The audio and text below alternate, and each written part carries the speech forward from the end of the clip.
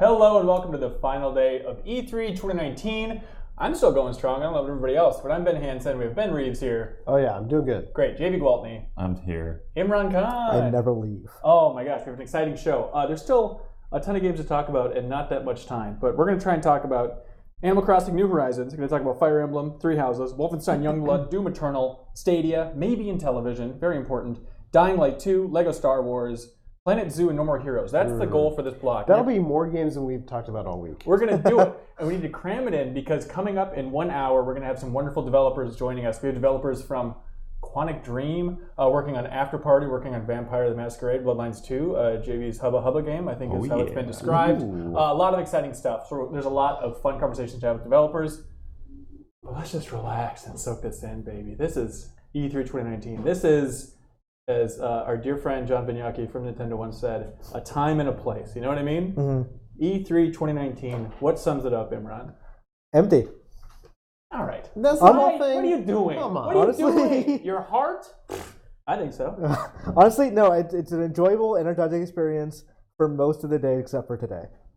Okay, so it was pretty quiet on the show floor, but it was still, if this was your first convention, you walked around the halls, you wouldn't be like, what's happening? It's so empty. You'd be like, oh, there's still a crap load of people here, a ton of techno music, statues stomping around, whatever goes on in that place. I will say the funniest part of E3 for me was when I was doing an interview yesterday with Bandai Namco, and the electricity started going out, which meant like they have these little cubicles that like for business meetings that are entirely encased, and they have little vents coming in from them. So the power going out means the vents shut off. So it would just became an oven like that. Oh no! Wow. Was it brutal? It was pretty brutal. It made an already kind of, I don't want to say bad interview, but a very closed-off interview much more uncomfortable. Why have we not figured out how to control the temperature better in the convention center? Because it feels like you vacillate from like I'm sweating to like I'm freezing in like 2 seconds. Like from room to room, it's never consistent. Well, because it's the hyperbolic time chamber, because he's checking out the Namco booth and Kakarot's in there. Okay, but tone of the show, like what sums it up? I am in a little bit of a bubble where I've been in this hotel room, I've been running around taking appointments at the show. I've had a great time this E3. I would say it is above par for like my E3 experience. And then I talk to other people and they're like, what a bummer year. It's like, what? In terms of software, I would say Transition sums this up. I know people like saying that, but I still feel like there's an adequate amount of games to be super pumped Yeah, it's never about. not going to be, because like the video game industry is too big a ship to ever completely turn away. But it's not like, if you came to this E3 being super jazzed and excited, this is probably not going to dissuade you of that feeling. Yeah. But if you're looking for what the next thing is, it's not that. I don't know. I'm with you, Hanson, because like you. Cyberpunk looks awesome. Final Fantasy, I feel like that was its coming out party in a sense. I feel like after 5 years. Well, I mean, but it's the first time we got hands on. Like we looked at it, it looks awesome. Like for me, it was turnaround. Yeah. Like Watch Dogs looks awesome. Nintendo announced a new Zelda. Like I feel like there's enough. Ubisoft stuff. also announced a new Zelda. Everybody keeps announcing Zeldas. It's great. It's a very smart strategy. I had a lot of fun. I did too. I feel like there's the equal amount of surprise that I have on almost every E3, you know? And I look back at like, you know, we should do an analysis, right, and go back to E3 2012 and just figure out like how many of these games were we really pumped for versus now. I think E3 2019 is in good shape. But so many people are focused on the show floor, which I totally agree is weird because PlayStation's not there. And Big Ben Interactive is a Zerg creep, and it's slowly spread across the floor, and it's gigantic. There's a whole section now where it's like something about a camera and VR and like grass. It's like the Unreal Garden. The Unreal Garden. What is that? I don't know. I think it's an augmented reality tour of a garden. Like you go into like a black room that has like it has basic guides of like colorful flowers around. But when you put on the I don't know what fucking headset they put on you, but it's supposed to be a lush garden in front of you. So literally, you know that Simpsons joke of like the yard work simulator? Yes. That is that. That's perfect. We're going to have, I believe, Leo and Cork are working on a video right now that is showing off the show floor. So I've gone around the last 3 days and like taken a bunch of silly videos just showing off the show floor and sent it over to them. They're going to make one of their E3 Kings videos showing off so you can get a better idea. But I'm curious, Javy, what's your game of the show at this point? My game of the show is Vampire Bloodlines 2. Oh, you saw that demo? Yeah. Oh, what'd you like about it? Well, to be fair, like I love the original game, warts and all. And so really all that game, all the sequel had to do is replicate like just that wonderful, dark, weird world of like a secret society of vampires living among humans in modern times and having hub worlds and stuff, because I was really afraid, You're good. that it would like follow current trends and go open worlds, but no, it's very much staying in the formula of sort of like a D&D character sheet where you create your vampire and you choose your clans and stuff. So I feel like it's super faithful to the original. As someone that has never played a Vampire the Masquerade, I've wanted to. It always seemed like a very well-praised game. What gets me into this one? What's new or interesting about it? I mean, I think the setting's pretty cool. They moved it from Los Angeles to Seattle. I just really think like that setting, like it's so hard to. It's like the interactions between vampires and humans, and like how you can bend like whatever character class you choose, or your clans, I guess, in this world, to bypass sort of stuff to get what you want done. Like you can play through pretty much the whole game just talking to people and not killing anyone. You can sneak around, you can like seduce people, you can use your charisma, you can manipulate people, or you can just like use blood magic to make them vomit. But it's like multiple branching paths through quest lines and stuff, and it's sort of like a crime drama is the main story. So it's not like super fantastical, it's just a grounded crime drama where like wild fantastical stuff is happening at the fringes. So you answered my question, but also like posed like 50 more questions for It's me? real hard. Yeah. Well, let's have Cara Ellison help explain it later on in the show when she's talking about writing the game. She can probably do that better. Imran Khan, game of the show. Final Fantasy VII. Ben Reeves, game of the show. I'm going to go with Cyberpunk. Okay, all right, hold that thought. My game of the show is also Final Fantasy VII. We talked about it a little bit before, but I basically had the same sensation as Joe. We're walking in and playing, and it's like, oh, thank God it doesn't feel like Kingdom Hearts to play. Like, it feels tight. It feels strategic. It feels very... I know they're emphasizing that it's tactical, but I love just how easy it is to slow down that time, take your time, choose what you're actually attacking here. Also, the part that I think is the unsung hero of that demo, and a lot of E3 demos in general, honestly, is audio. Like when they're giving you these demos and they put these amazing headphones on you and just blast music, but specifically like the remixed music for Final Fantasy VII, I think is absolutely incredible. Yeah, I did not realize how nostalgic I was to just hear that music like blasted at me in a game form again. Yes, yeah, for sure. And I feel like the smartest, easiest marketing Square could do, and not enough companies do this. It drives me insane. Just upload a vanilla YouTube video with a screenshot on it that's just like the 3 tracks that are in the demo. Those would get millions and millions and millions of hits and get people so excited for this. Do you think they do another ad like they did with Final Fantasy VII of like showing the game and then showing or saying the words, someone get the guys who make video games on cartridges a cigarette and a blindfold? I hope they do. Yes. I really hope they do. I hope they do the trailer that's like, they said it couldn't be done in a major motion picture. They were right. Yeah. I actually, so that demo is probably my number 2 game of the show, honestly. Yeah. Like, I had a lot of fun just in that, like, booth demo, because like it felt like a Disney ride in a weird way, where you like go in, it's all decorated like you're waiting for a train. They have like a train schedule on for the like wall. the different sectors. And like it feels really cool. And then they have this like video that starts, and they show, and it's all like in narrative as if you're like in that world. So it's very Total Recall, right? Yeah. Or Detective Pikachu for more recent reference, right? Where it's kind of a video explaining, here's the world, here's how Shinra's making this place a better place, you know, making Earth a better place. And then it's like Jesse hacks in. Right, and it's like this weird technological version of Jesse. Like, I don't have long to explain the mission to you. Here's the controls, Cloud. It takes like 5 minutes explaining the mission. Right. Yes, But it's exactly. helpful, like it explains the controls. It's very like practical, but also it's like super smart. Like it's in narrative, and it's fun too. Like, you know, Wedge is trying to contact her in the middle of it. In the background of all this, they have the music from the Coral Reactor, but it's like this slow, amazing piano version of it. It just sounds so incredible. And then also it's just, you know, she makes jokes, and like overall throughout the demo, I was intrigued by all the little narrative elements, because it's not a long demo, but like the narrative beats. Like the fact that Jessie is now so flirty with Cloud. Yeah, that doesn't come across what? like so much in the demo you guys played, but like in the presentation, which showed like the first like 20 minutes of the game, she's really into Cloud.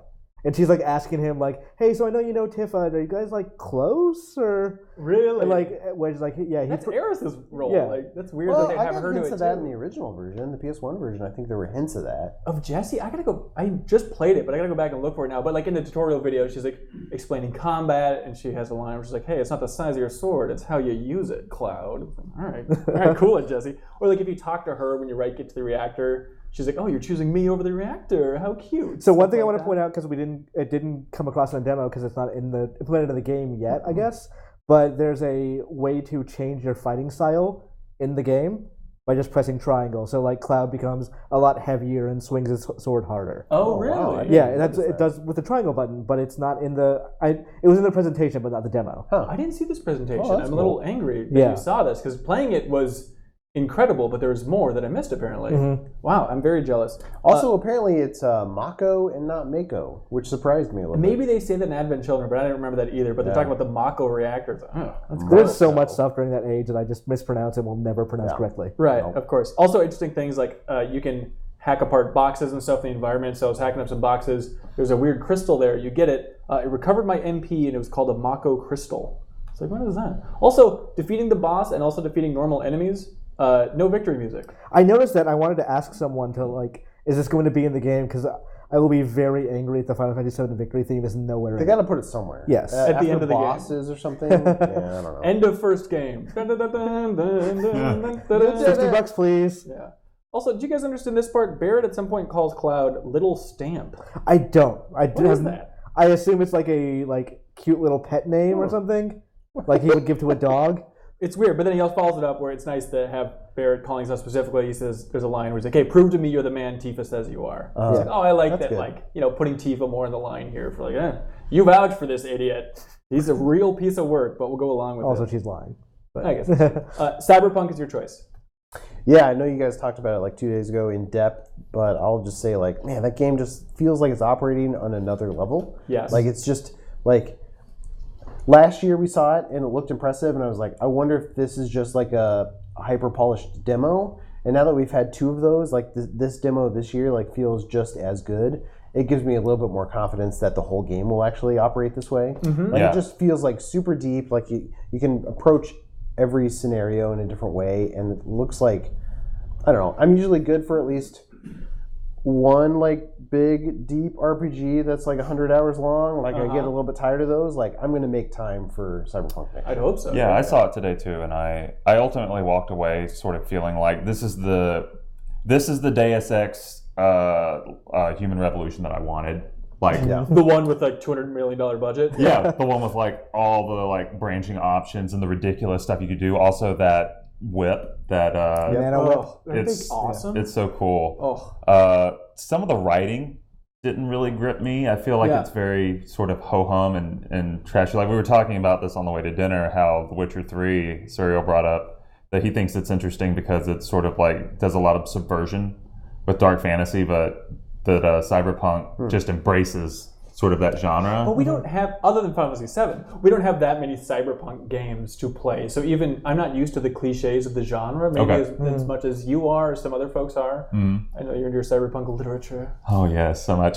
But outside of the writing though, like I really enjoyed like what I saw, like just how many pathways there are to handle like a single problem in that game or a single obstacle is kind of mind-blowing. Yeah, for sure. Plus, I'm a huge I just get excited whenever you can approach something and not just go guns blazing. Yep. And so I know I'm going to play that game where I just hack everything. Yep. Like there's a moment where you can just hack a turret and then it like takes over and starts shooting everybody. Like I get really excited about that kind of stuff. Of course. Like subverting the like general basic like gameplay trends. Like I'm gonna have a lot of fun with Yeah, it. that's why I didn't necessarily love Deus Ex, because if you played that game like a hacker, all it really meant was like, oh, I you open just another bypass door. doors, Yeah. and stuff. And like the immersive sim genre has always had that problem when it comes to like hacking based stuff. It's just like, here's a dumb mini game I don't care about. But this one, like the scene in this demo where you hack the boxing robot and he just like annihilates that dude's head is so good. And there's like dialogue associated with that, and like the guys are like, "Oh man, you got totally worked up by this Are you guy. breathing, Are you bud?" okay?" And like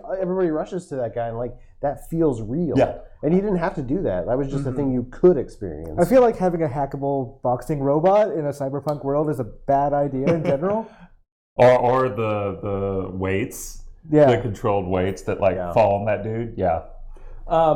Okay, Animal Crossing, New Horizons. That's your game of the show. That is my game of the show. No, we should cover it a little bit because I'm really excited about that game. I love the Nintendo Direct little clip, and then they had like a 30-minute kind of gameplay walkthrough and stuff. I mean, it is very much Animal Crossing getting closer to the Minecraft formula, and I love both those games, and that's a sweet, beautiful marriage. And the idea of it starting out, you going to a deserted island and like apparently building up this deserted island to the point that other animals want to move there. That is so fun for you to be so intimately attached to this island. So you're not the mayor now, you're the leader. Which makes it sound a lot like a cult. Awesome, great. Don't drink lemonade. If people if a villager puts their house somewhere and you don't like it, you tell them to move. Really? Really? Oh, Yes. I didn't know that detail. That's super fun. But one thing I'm very glad they said this on the Treehouse Live segment was that you can now, it doesn't matter what gender you are or what race you are, you can choose whatever. Like, you could have a female face with a male body, you could like have brown skin if you want to. Can I be an animal? You cannot be an animal. Okay, you have to be a what? human villager. But honestly, like as somebody with brown skin, it has been such a frustrating thing with Animal Crossing over the years because it used to be you could only get brown skin with tans, so you'd constantly Is have that to. right? I Yes. never noticed that, but thank you for pointing that out. You'd have to go to the beach and like wait there for an hour while you get a tan, and then it will go away the next day. Oh, my God. weird. Other additions that they're very proud of in a very Nintendo-like way, they're like, hey, now we support the day-night cycle for the Southern Hemisphere. We've never done that before. It's like, oh, cool. Also, Wait, you what can, do you like, mean? For the Southern Hemisphere? like Southern Hemisphere, before for all Animal Crossing games, when it was winter out, it was the summer. You know, obviously. Oh, It's that flip. sure. So now it supports where you live based on Okay. that. You can put items outside. You can have 4-player local co-op, and you choose who the leader is. But you can also have 8 players online if it's in that. If you're all in the same town. Yeah. Right. All of this sounds very culty. Like who the leader is, it just sounds like Lord Can of you the make Flies. everybody wear orange? I do believe so, Yeah, and you great. can bury them Perfect. alive. Yeah, it should be really great. There's a really good like Yoko Taro write-up about Animal Crossing Pocket Camp where he basically just made it a prison. And then his narrative in his head was that he's like also in prison and trying to escape. So now I kind of wonder if Animal Crossing with New Horizons is going to support that level of do whatever you want. I hope so. They're Although speaking, never bringing back the NES games, right? No. That's not coming back. no, they wouldn't do that. They wouldn't give us what we want. But it is interesting that they're adding what's called Nook Miles. Just because Tom Nook doesn't have you by the nards enough, now there's a system that's basically like Sky Miles, where it seems like it's kind of achievement. So it's like you fly to the island to begin with, you get some Nook Miles for that. You do certain tasks, and you get a Nook Miles bonus that you can exchange for items and stuff, which it sounds like, oh, that's funny because it plays with the fiction of him just ringing you for all your worth. But at the same time, it's just a way to kind of incorporate achievements in-game, right? Of like different goals. And then you'll give you those sweet Nook Miles. It's just a stupid term. Is Tom Nook like the ultimate video game villain? Because you can't really fight him. I Right? mean, at the same time, but like he gives you an interest-free loan and you can pay it back whenever. If my landlord did that, that would be fantastic. Yeah, you got a problem with Nook? You take it up with me, He's buddy. scary. Yeah. Yeah. I'm very excited for that. Also, I think we watched that together, and it's a fun note that now Sony, Microsoft, and Nintendo have a Horizon franchise. That's true. Congratulations to Animal Crossing New Horizons. Very weird. As we're on the Nintendo track, there's one thing I wanted to mention. Yeah. So I saw this pointed out on Twitter today. You know how like in the original King K. Rool trailer for Smash Brothers, they showed him like being a villain and he's like they're attacking Donkey Kong. Yeah. In the Banjo-Kazooie trailer, they show him like hanging out with everybody. Right. Between those two trailers is the Joker trailer, where at the end of that trailer, Joker stole King K. Rool's treasure and ran away. Oh, so he had really? a change of heart. Wait, this is explained? This is lore-wise? not explained. It's just like a noticed thing. I love it. Oh, it's I like a love it so meta much. lore thing. Yes. That's amazing. The lore. Between 2D. trailers, it's a Meta storyline. That's amazing. Leave it to Sakurai. That's really cool. Fire Emblem Three Houses we should talk about. Yeah. That's your jam. I believe Fire Emblem Awakening is your favorite 3DS game of all time. Yeah. So what do you think of this thing? I really like the risks they're taking with it because they're changing a lot of fundamental things associated with Fire Emblem. Because as long as the series has been around, the foundation of the combat has been sort of like a rock, paper, scissors when it comes to enemy types of like, I think it's swords beats axes, axes Beat lances. Lances beat swords. Yeah, that sort of setup. And they're completely throwing that to the wayside. Really? Yeah. So now combat is more about special powers that your units learn and how certain special powers work better on certain types of units. So you might have like a power that's called Beast Slayer that works better on monsters. You have certain powers that work better on archers and so on and so forth. So you can really get more focused on like building up stats and customizing your skill loadouts for your characters. Because in like Awakening, you could take one character, for example, named Donnell, and just spend some time, like a couple of hours, like babysitting him and just turn him into an indestructible killing machine. And he would just wreck everything. And it seems like they're like making changes so the game's harder, and like Fire Emblem fans have to learn new systems, which I'm a big fan of. Do you think it looks good? Yeah, I think it looks good, and handheld. And docked, it doesn't look great. Really? But also, like, the setting is super cool. It's basically Hogwarts. Like, you're at like a military Hogwarts sort of deal. The pitch too? Your mic's fine. Yeah. And you're like the teacher, right? Yeah, you're a teacher. And you can date your students, is what it is. JB, as a former teacher, do you want to take this step? No, I do not. The way they have it set up is like, there's the first part, so it's the first part of the game is presented kind of Persona-esque, where you're the professor at this university and you're teaching all of these students and bonding with them. Okay. So 5 years pass in part 2, and all of these students who are part of different houses are at war with one another. Okay. So like you end up fighting with the house alongside the house that you choose at the beginning of the game, but like you still teach some of those other students and you interact with them. So you witness and take part in this whole war where all these kids that like you raised are fighting each other to the death. That seems awesome for drama. Yeah, it seems like very Game of Thrones. If you were at a Ubisoft game, you'd be on everybody's side. Yeah, yeah. So how does that armies thing work? Because I noticed in like the initial trailers they showed like there were the hero units and like battalions with them. Yeah, the battalions are basically like an extra like power loadout, where like certain battalions will give you like a power that this unit can use per turn, once per turn. So for example, one of them is basically the one that was demoed for me. You basically just get a bunch of hype men for one battalion who are like, yeah, you guys are amazing, you're doing your best. And so it like gives that unit and all the units around them like 2 more spaces that they can move that turn. It buffs them.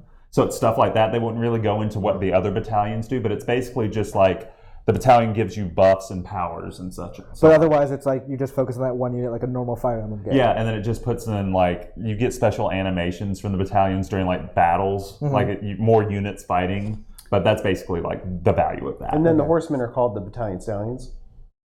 I think that's true. They cover that in Treehouse. Yeah, okay, good. So feeling as optimistic as you can get for this thing? Yeah, I mean, I think that the risks they're taking, especially with everything they're straight up just ripping off of from Persona in particular, because it looks like it plays exactly like the social simulation aspects of Persona, with how like you talk with characters and build relationships with them.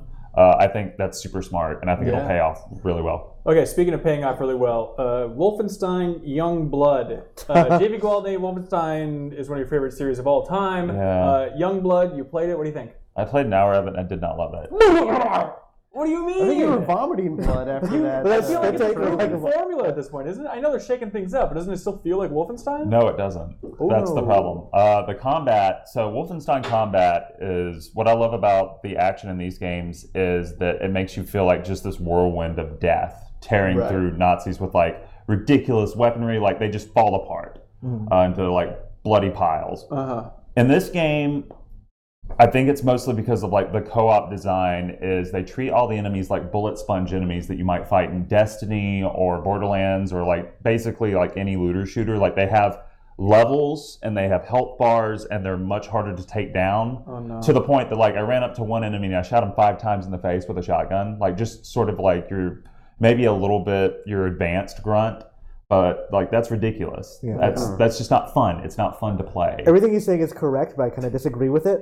Of like, I enjoyed that game a lot more, and I think a lot of that might come down to we had different co-op partners. And like your co-op partner was Muppet.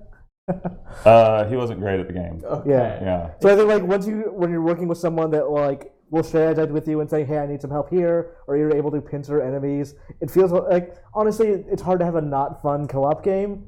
But I think Wolfenstein isn't like bad. I think there's a neat little feature where you can choose like an emote loadout at the beginning of when you choose your character. So let's say it's Soph and what's the other character's name? Jess. Soph and Jess. So Jess will choose like the horns, and like Soph will choose like a thumbs up, and one of those gives you health and the other one gives you shields. So between like in battle or like after battle, you're like congratulating each other and like doing. That's a fun thing. Yeah, and so like it helps like buffs you for the next battle or what like when you need some help. I thought it was super cool, but he is right. It is very bullet spongy. They kind of explain it in lore of it's 50 or how many years? Like 80s. Like it's a long time after the last previous Wolfenstein game. So armor are now sponges. Everyone has that armor that BJ had. Yeah, it's the 80s. Oh, interesting. So that means that like the boss you fight takes forever to kill.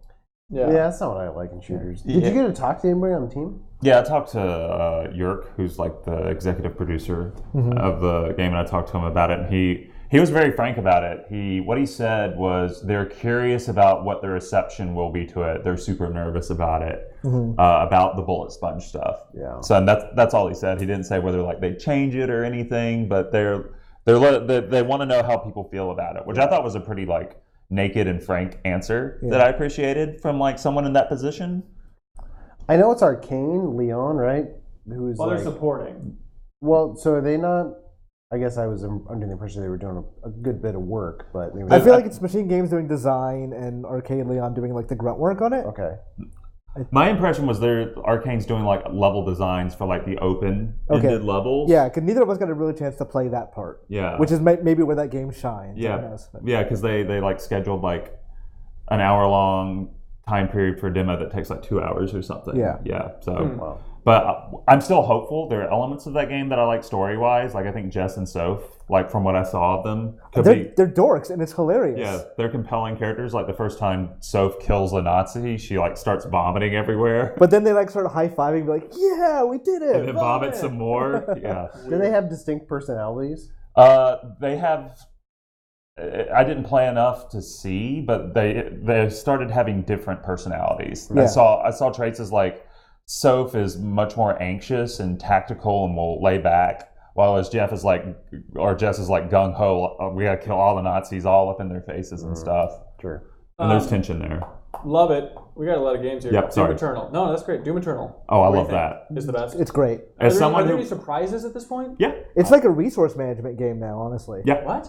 So remember how in Doom you could like chainsaw enemies and they would drop ammo and stuff like that? It's basically that taken to the nth degree of you chainsaw enemies for ammo, you hit them with a flamethrower with a cooldown for health, Yeah. and then glory kill for health, chainsaw for ammo, flamethrower for shields. So basically they wanted to make the battles more tactical. So you have these big arenas that are honestly I would compare to Halo in terms of how you like take them on, and you're constantly like you have to balance stuff out. You can't just go around shooting things because you will run out of ammo when the big enemies come. So you have to balance it out of glory killing this guy. I'm going to hit him with a little bit of flamethrower, and then start shooting him with a lower ammo weapon and stuff like that to get the resources I need from him.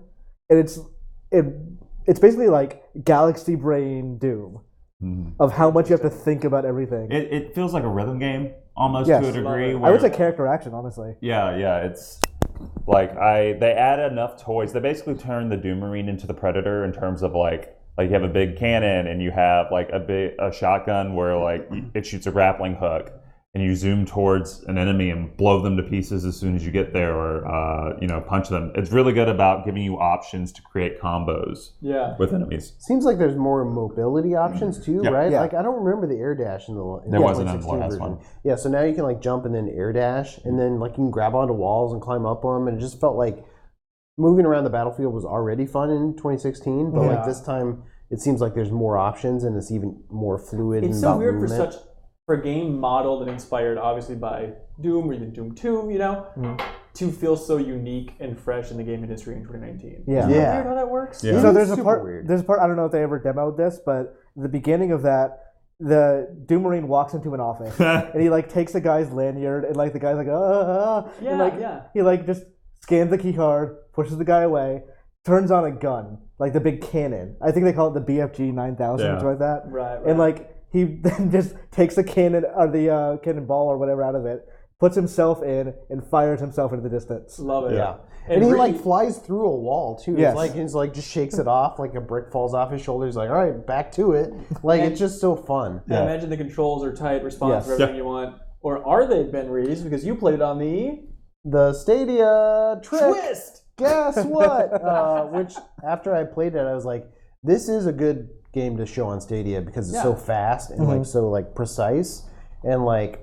Where did they say the data center was? They said that we were playing on like a Chromebook that had HDMI out to a TV, and it was a 25 meg download speed. Right. And they said the data center was in San Francisco. Yeah. And it was a weird thing. Where, Which like, is far afterwards- away. Yes. Because But we're in afterwards, LA. like, we just remember walking away, and it's like, if you had played that demo and they told you it was running on a PS4, Right.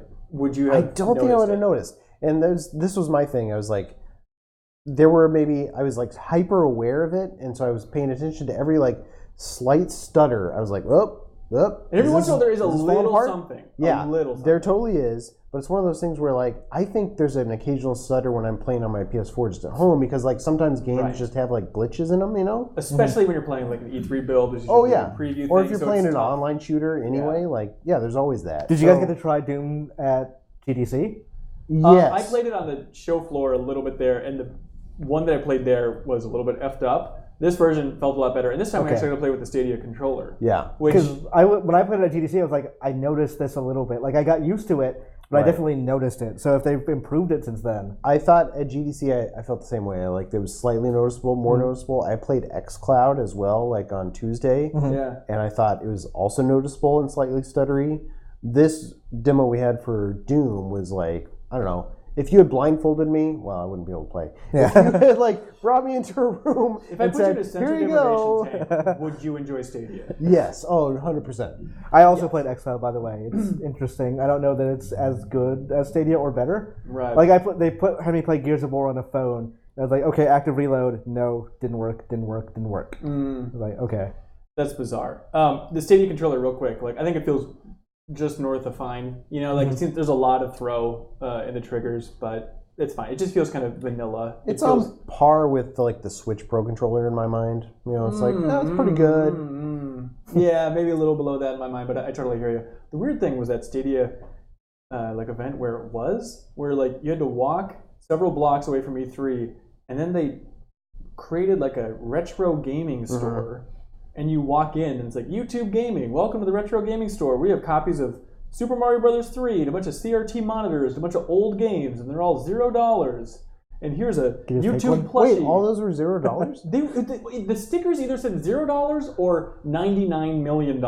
Wait, could we have taken any of that stuff? I don't think so. Okay. But Reeves, you brought up the good point of like, you know, if they're bringing you in and the entire decor is like a retro gaming store, wouldn't it have been more effective to have like Xbox Ones and PS4s? Yeah, it would like, have made more sense. This is the future. So, okay, this is one of the... I don't know what the message was. This is one of the complaints I have stated about Stadia marketing. They're trying to make it too much like, oh, we're jumping into the gaming industry, and we're another option for you. You know us. What it should be is, this is so far in the future, there's no way you can understand it. Just trust us. This is cool. The commercial should be like the PlayStation 9 commercial. Yes. Yeah. Just like, this is some abstract stuff. In the Impress your past, friends with this. This is magic. We're wizards.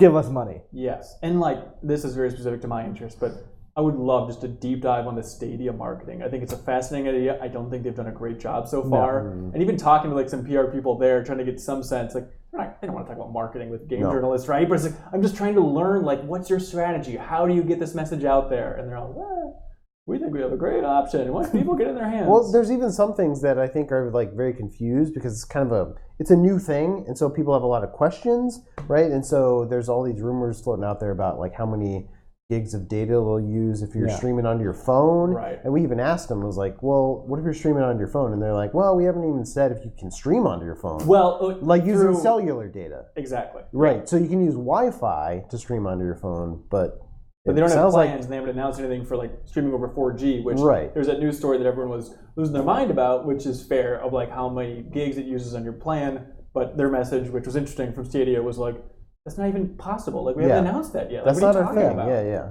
Like, let us know the limitations so we can start figuring this thing out. Right. Something that was a helpful tip that I didn't know about is that, I hate to sound like this shill, but if you go to like Stadia.com, apparently you can like test your internet speed at home to find out like where you land on that spectrum to see if it would work for you, which I think is really helpful because I feel like I'm right at that like 10 megabit download bubble on my home connection in Minnesota. I think I need to test it like 5 times a day to get a really good like spectrum because like sometimes my internet's really good and sometimes it is not. Right. So what's my like average? Yeah. Speaking of average, we have some other Game Informer editors to get in here on this couch.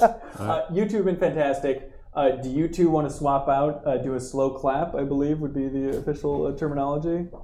Okay, bye. In the meanwhile, Ben Reeves? Yes. I just remembered that we got a chance to talk to Tim Schafer from Double Fine today. What an adorable human being. Well, I'd say he's a grown man, and we need to respect him for that. I'll give him a hug. As you said, it is Double Fine Z3. It's very exciting. Honestly, yes. I said that before the show, and I'll keep saying it. Middle seat, Jake. Middle seat. Yeah, and so from that, it was nice to hear his perspective on everything. I think a lot of people have anecdotally connected those dots of like, oh, Starbreeze is going down in flames. They need a publisher for Psychonauts 2, so therefore they go and get Microsoft. And he had the interesting strategy of like, look, we know Starbreeze isn't in great shape. You know at the door there, Javy? We know they're not in great shape, but at the same time, he's like, they still like paid all of our milestones. They still did a great job. Hello, developer guest. Please, snacks and beer in the fridge. Have at it, man. Yeah.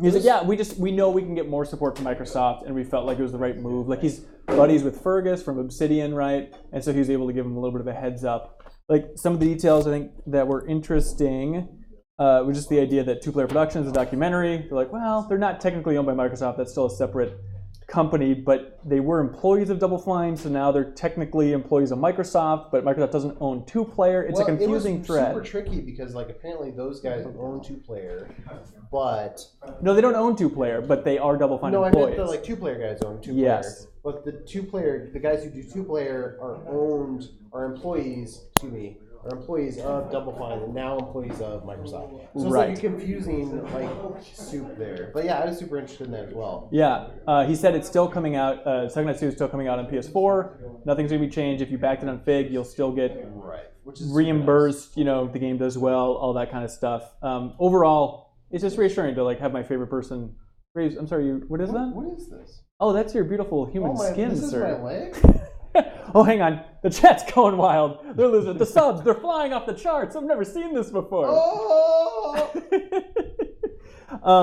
But yes, it was nice just to hear from realistically my favorite person in the industry and just kind of a reassurance of like, we're doing fine. This is the best. And I asked him if he would ever let Double Fine IP be developed by another studio outside of Microsoft, or outside of Double Fine at this point, like another Microsoft studio with an Age of Empires team, take up a Brutal Legend sequel, anything like that. And he's like, well, no, I think the reason Microsoft bought us is they want Double Fine to make Double Fine-ass games, so they wouldn't want that to happen on either side of that spectrum. I think he said, too, is like, I don't see the purpose in that, or something like that. It's like, what would be the point of that? It's like, they have us now.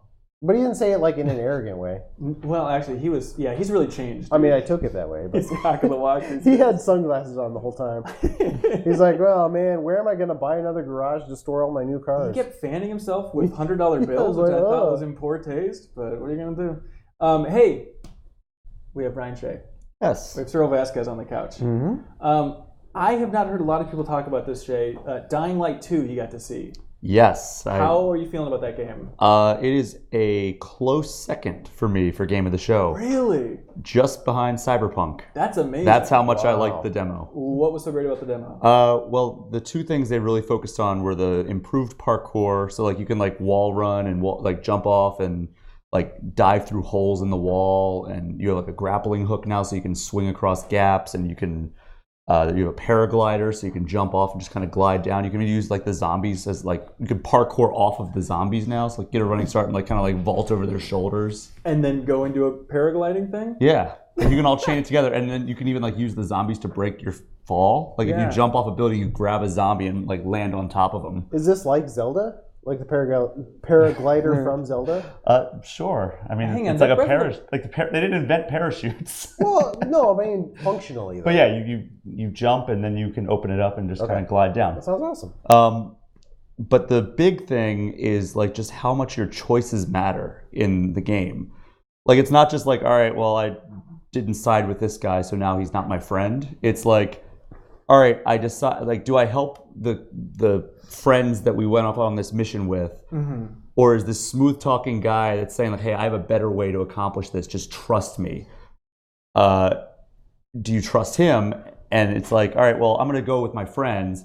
So like it results in this big gunfight, and then like you turn like these valves and like drain this reservoir. Yeah. And not only does that open a whole new area of the city, like because now like the reservoir is empty, so there's like a whole new area of the city you can access now.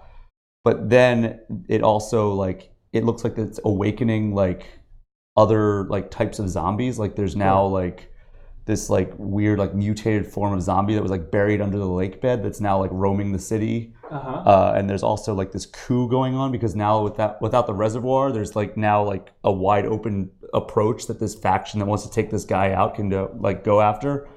And then there's like just so many like sweeping consequences that you may or may not have any like broadcasting of, like there's in the very beginning of it, it's like your friend is shot and you're like, all right, well, do I stay with him or do I chase the truck and like try to track down the assailant? And you choose to chase him down and you don't know like what's going to happen, but you get to the place and they're like, hey man, he died. And they were like, if you would have stayed with him, he may have been around. He'll have additional quests for you. Stuff like that. It's a strong E3 for, player choice. Like, especially we talked about last night, but how similar kind of the Cyberpunk structure for the demo was to Outer Worlds. And it sounds like this is a little bit similar as well, right? Of just trying to broadcast the range of options here. It's a tough thing to communicate. Yeah, they said that demo. You can miss up to half of the game's overall content. What a weird selling point. Now, but it's effective, right? Because like that's showing like just how much your choices move or matter. Speaking of halves, we have several guests in the lobby. Would you mind running down and getting them?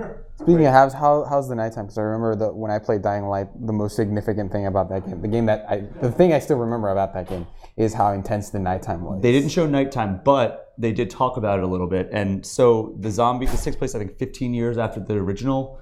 And the zombies are like super sensitive to light. So during the day, there's actually not that many zombies outside, but instead they huddle inside they go inside the buildings where it's not like lit up.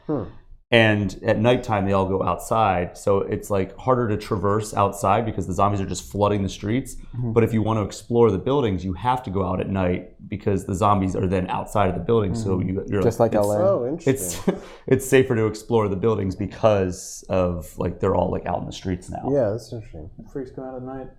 Dying Light 2. Feeling good. Did you write something on the site about it? I did. I just published an enormous hands-on preview with interview. That's very exciting. We should talk about Lego Star Wars a little bit. Oh, yeah. Because there's a part of me, I think a lot of people are under this impression of it's Lego games. We've been playing them since 2005. We get it. And even we did the Lego Force Awakens cover story, and a big messaging point from Lego at that point was like, we're shifting things up. There's like cover now. It's like more of a shooter than it's ever been. But like it was exciting. Every time Lego shakes up the formula with like a Lego City Undercover, one of my favorites, it's always exciting to see. And this seems like they are really shaking things up in probably the biggest way yet. I think it's the biggest shift in the Lego franchise, like period. Since the invention of Lego, yeah. Right. And I feel like everybody says that, or they probably say that every time. Yes. But this is actually true this time because it's not only that, like the camera shifts behind you now, so it just adds like different feel to it. You're closer to the character, the camera's off to the side. It's Resident Evil 4 camera basically for Lego. It totally is. And like now there's like the shooting mechanic is like more of a third person shooter. You can look down the sights for the first time ever. Look down the sights. The space combat looks really cool.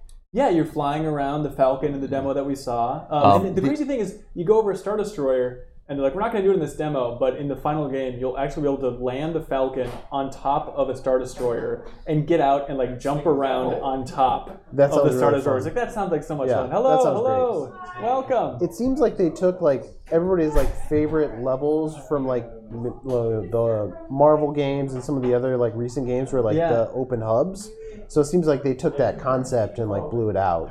And because the worlds, the levels feel a lot more open and freeform, and you can like wander around and find bricks and like kind of choose the order in which you like tackle tasks, which is really nice. It's more playful too. Like one example is they were Luke, and you can use the Force to like make. There is video, but you're Luke, and you can like make the bantha dance, or you can like enrage the bantha with the Force. You can interact with anything using the Force now, any Lego object and stuff. And like the environments are insanely good looking too. Yeah. Like, did you notice that? Like Tatooine looked phenomenal. Well, they made a point that like, hey, now there's sand collecting on the Lego character's pants, which like that sounds so stupid, but it does look good. And Anakin's gonna be pissed. That's a great point. I'm surprised they didn't make that joke. But then they also messaged that idea that, hey, this is a whole new engine. Seriously, this time built it from the ground up. Talking to some people at Lego, it's like, yeah. It's still, I mean, it's derived a little bit from the other engine, but yes, completely new technology. Sweet. It really stands out. And it's fun. Part of it being a transition year at E3 is how much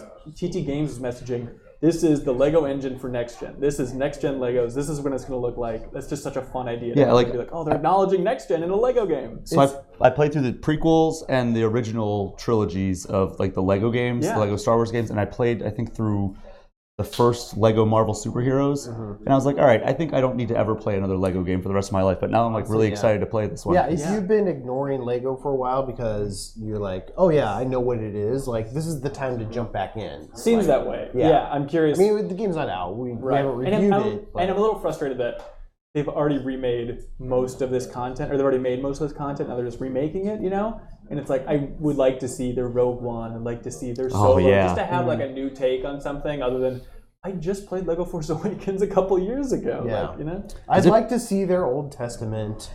Where's my Lego Old Testament? Come on. Arthur Parsons, you coward. Do you think they could ever do it as? Thank you. Do you think they could ever do it is this as? uncomfortable No, it's very comfortable. Okay, great. Like as like an expansion. Like if this sells well, do you think they could like do an expansion of Rogue One and Solo? DLC. Also, I played Fallen Order. That game plays well. It's a good demo. It's definitely a slower demo, as people were saying, but like it's fun to see that much gameplay and get a taste of like, here's what it'll actually be like to actually navigate Kashyyyk and actually explore a little bit, take your time. So I really dug it. Which Star Wars game are you more excited about? I mean, Fallen Order. Yeah, I like Lego stuff, but let's not kid ourselves here. Which one's gonna be funnier? Oh, definitely Lego. I still think that main character in Fallen Order, I think he looks like an effing dope. I just hate his face so much. Really? Isn't he a weird looking dude? Yeah. As a human? Weird is not the word I would use, but Isn't it based on an actual actor? Oh no, Yeah. it is. yeah. All right, look, some people can be weird looking. I mean, I think he does play the Joker in Gotham. I mean, All right, there we go. Hang on, Javy Gwaltney's horrified. You're allowed to say an actor's weird looking, right? He's talented. Javy says he's talented. well, also it's like there is a difference between Those like, aren't mutually the model exclusive. of the person and the actual portrayal in the game. Because like, when I saw the Cyberpunk demo, Keanu Reeves looked a little bit off. Like Right. his hair was kind of weird. So Absolutely. Also, real quick, Final Fantasy VII demo. The hair, did you notice this, Reeves? It's a little bit more, how do you describe this? It's a very video game thing.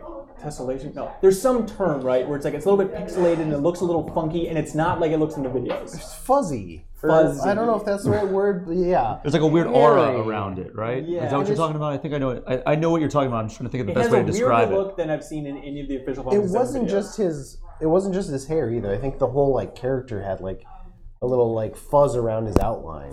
Yeah, we should mention, Barrett has fur this game. Yeah. Oh yeah, they're all cats now. I just think Instead that's of just They the didn't one show that in character the I trailer. I think that's the way you can Final Fantasy. downscale like high res models. I think Maybe. that links up to that. Was it like a screen door effect a little bit? I don't know. Yes. I'll say yes. Okay, we got to move on. Real quick, Planet Zoo, Shea, you said it's great. This is from the Jurassic World Evolution team. No, yeah. It's also from the Planet Coaster team. That's where I know them better from. Basically, just like Planet Coaster was like a modern take on like the Roller Coaster Tycoon style game, this is like a modern take on Zoo Tycoon. And like the way, like the amount of like factors you have to keep in mind, and like the customization level is just mind blowing. I'm looking forward to this. Like it's you coming can out this year too, right? I I believe it is. I think so. Yeah, it's like November 5th, I think. Okay. I'm gonna hold you to that. But yeah, like so, like you go into one area, like enclosure, and you have to make sure that you have like the right animals paired up. So like you can't put like a crocodile and a monkey in the same. No, they mate. They sure do. But it's funny, like so, like you have to make sure they have the right like ground type, like soil or grass or sand, like make them happy. Like they have like all like the meters, kind of like if you think about like City Skylines or like Roller Coaster Tycoon, they have like this guest wants more space to walk around. Right. So This like guest needs more sand. and animals like they reproduce, and they actually have like hereditary traits passed down from the parents. So like the pattern of the zebra is going to be based on the genetics of the mom and dad.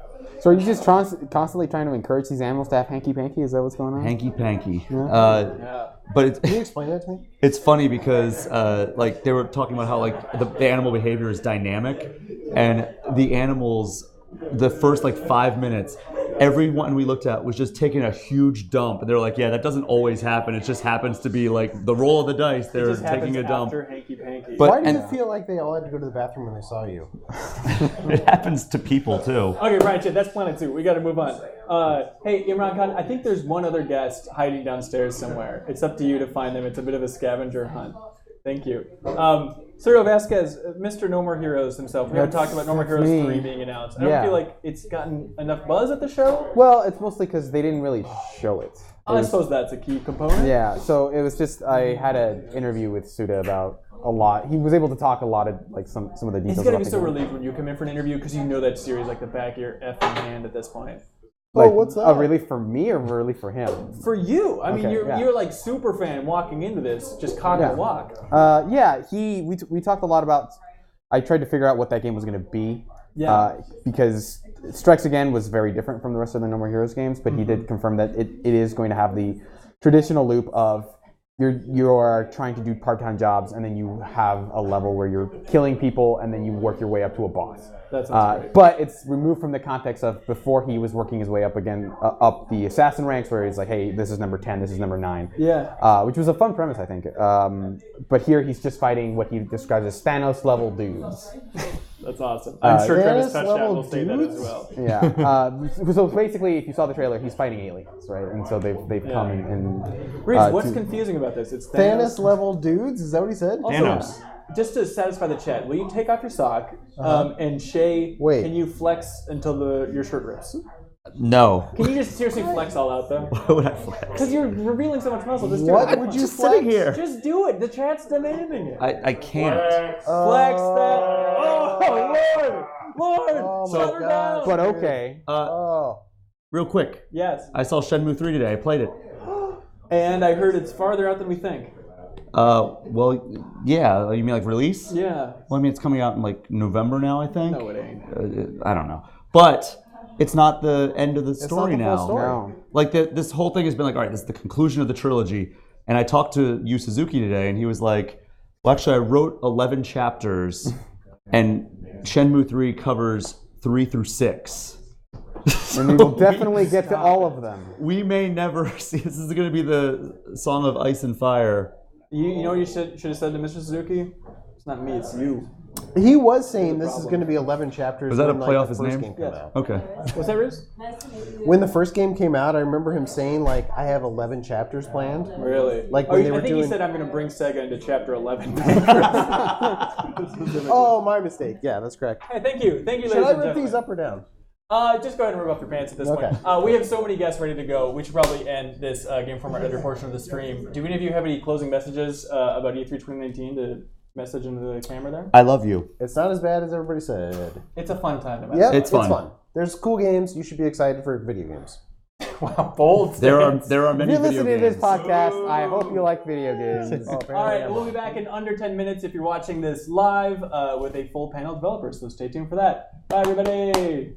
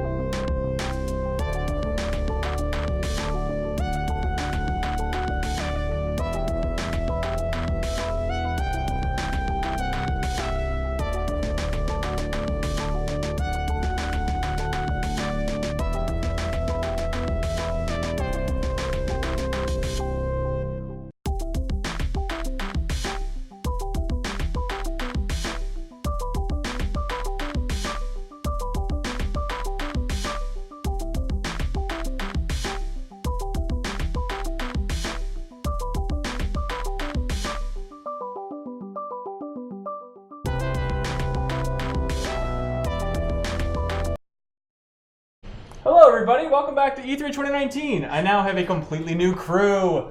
Welcome to the podcast, everybody. Also, just a heads up, there's a hot basketball game happening just off screen, not live or anything in the room, but there's a small computer, so people are screaming in the background. It's, of course, because of the game of E3 2019, basketball. It's just the best.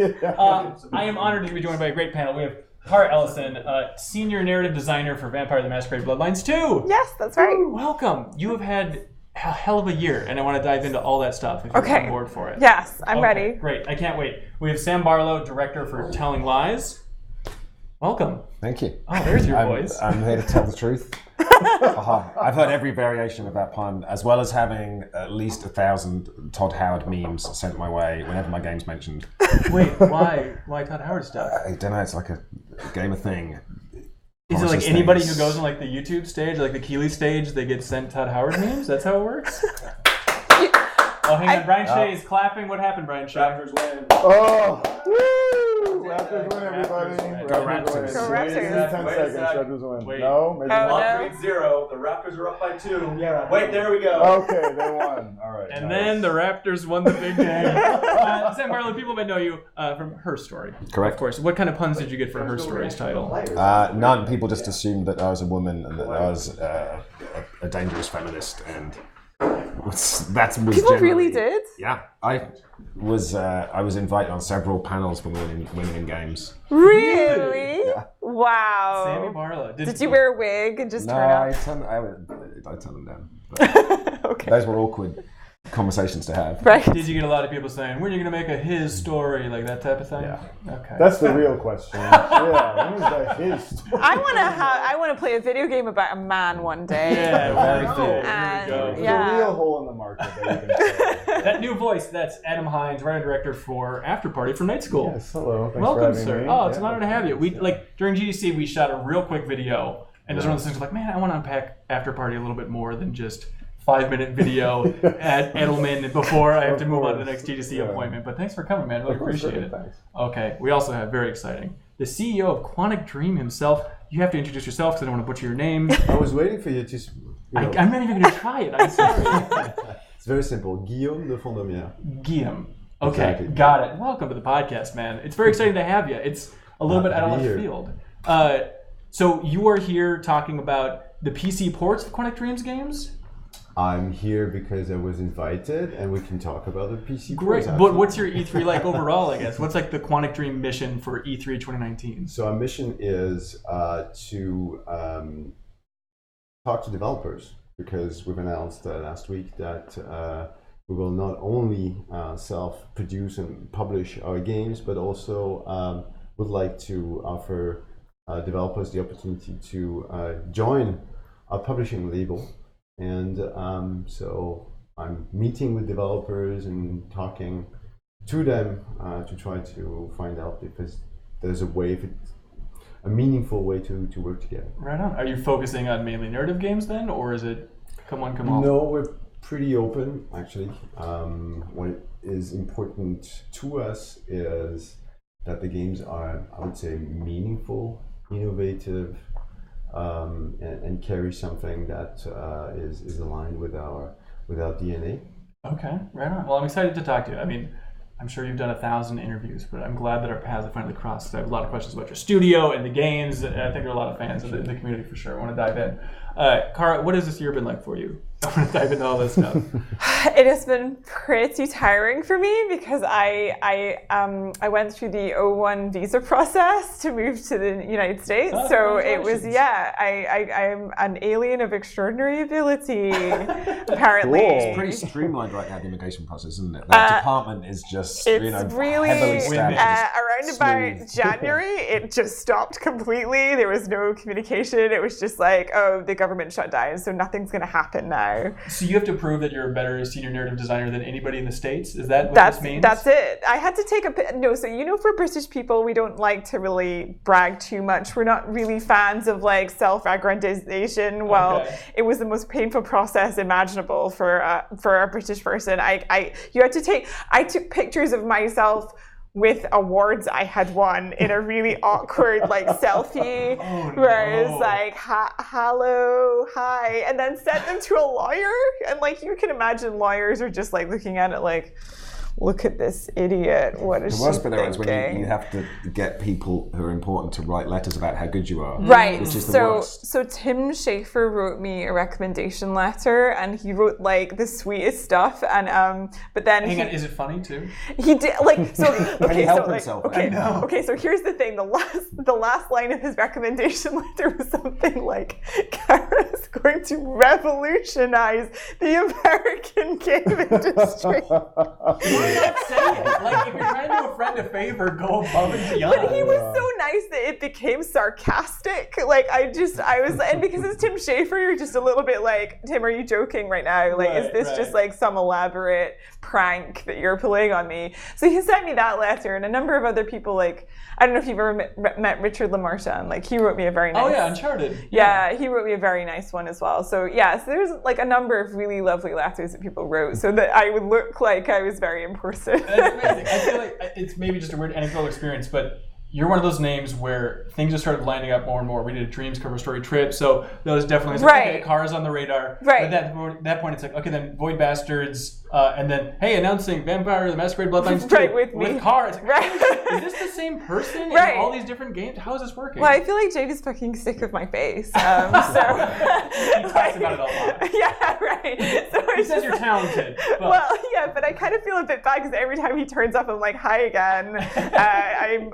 It's like I'm everywhere for him. But I think that what it is that game development cycles are so massive that like I start like Void Bastards was started 4 years ago. Oh my God. Then you've got like Dreams, which was started 8 years ago. If you imagine working on one project for 8 years. But it's infinite projects, Cara. Don't you I know, right?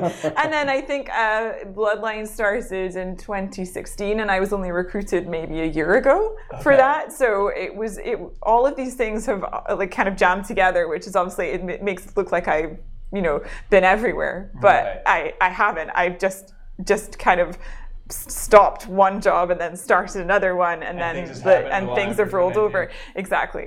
Dreams makes me so happy. Oh, great. We've talked about it a lot on this podcast. Like, it makes me emotional every time I play this because, like, why aren't more people talking about this? This is the most incredible, bizarre thing the industry's ever produced. Right. So, writing on a game like Dreams, is that tutorials, or what exactly is like the bulk of your work for writing Dreams? So it's a bit of everything, because again, Dreams is a bit of everything. So Dreams is essentially a game development tool that you start up on your PlayStation, right? So and it runs off the PlayStation, and everything goes into this, big online mashup of everything. And so I think in the beginning, what they hired me for was the campaign mode, which they're going to bring out, I think, soon-ish. I don't know. It's at early access. Yeah.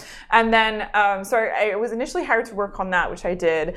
And then it kind of like broadened out from there. So I started writing, so I wrote the whole first hour of, the Dreams kind of introduction and everything like that. So I wrote a lot of that as well. So everything kind of dreamlike, and like the tone and things, that was all developed by me. Do you ever get feedback from media molecule? This is a little bit too hippy dippy, or can you just keep pushing that, like Dreams? No, it's the imagination's the power. It'll change the world. No, not at all. Everyone there is just like go straight into that, drive a truck through that. That's what we want, kind of thing. They're all just like make everyone feel like they're the best creator ever, because that's kind of what we want. Is like this feeling like you're joining a collective of artists, essentially. And honestly, like after you've played it for an hour, you feel like that. Like you feel like you're exactly. Right. And like we have our own Bob Ross Kareem,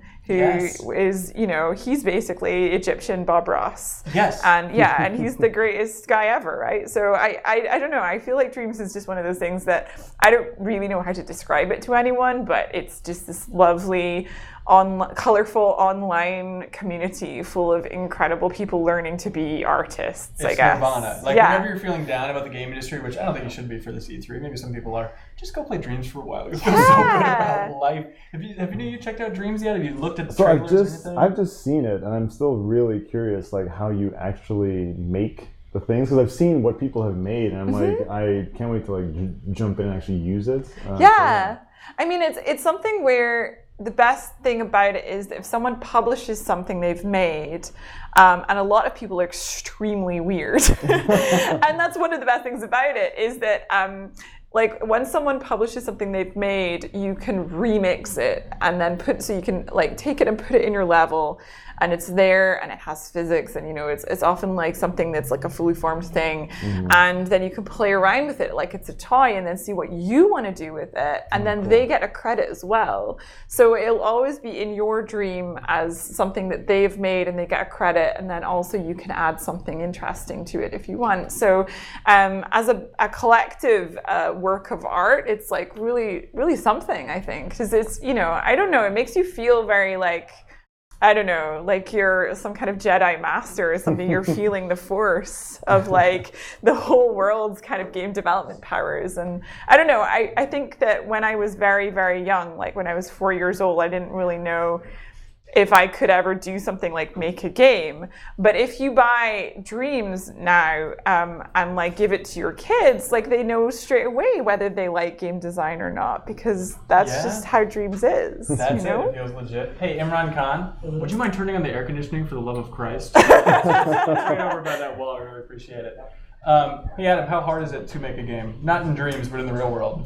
Really hard, shockingly. Yeah, it's just really difficult. Thankfully, I cannot program and cannot put in any technical art whatsoever, so I just depend on others, so I have no idea the actual grueling part of game making. I get to just write lines. They're like, it's so hard. Yeah. It's so hard. And then they go out back and just sit in the pool. Oh, trust me, it's brutal out here. You get back to writing those 4 million words. Yeah, exactly. Just hit one button and it all makes it. But yeah, I mean, we've been working on Afterparty for not any amount of time compared to Dreams, which was 8 years ongoing. Right. It's like 1 year and 6 months now, and that just felt like a death march just by itself. So yeah, I mean, just with games, it's just crazy just the fact that it's an interactive medium and you have to anticipate what the players want to do and what everyone wants to try and push and pull at. It just makes it much harder than anything How long else. did Oxenfree take to develop?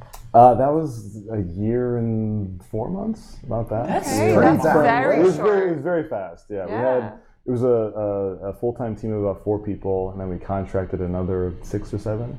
But yeah, I mean, we really tried to keep the scope down, and even then, I still wrote way too big of a script, and we had to cut it way down. But yeah, it's just I mean, Unity, which is what Afterparty is being made in, and Oxenfree was made in.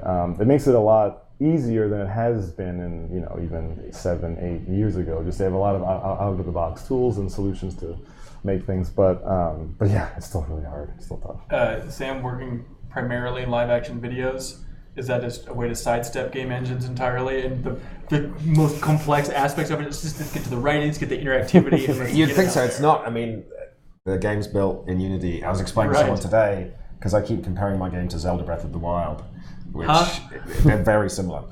And as well, like the Nintendo concepts of like game feel and stuff. And I was explaining that, like, just little things like in our game, you can scrub through the video.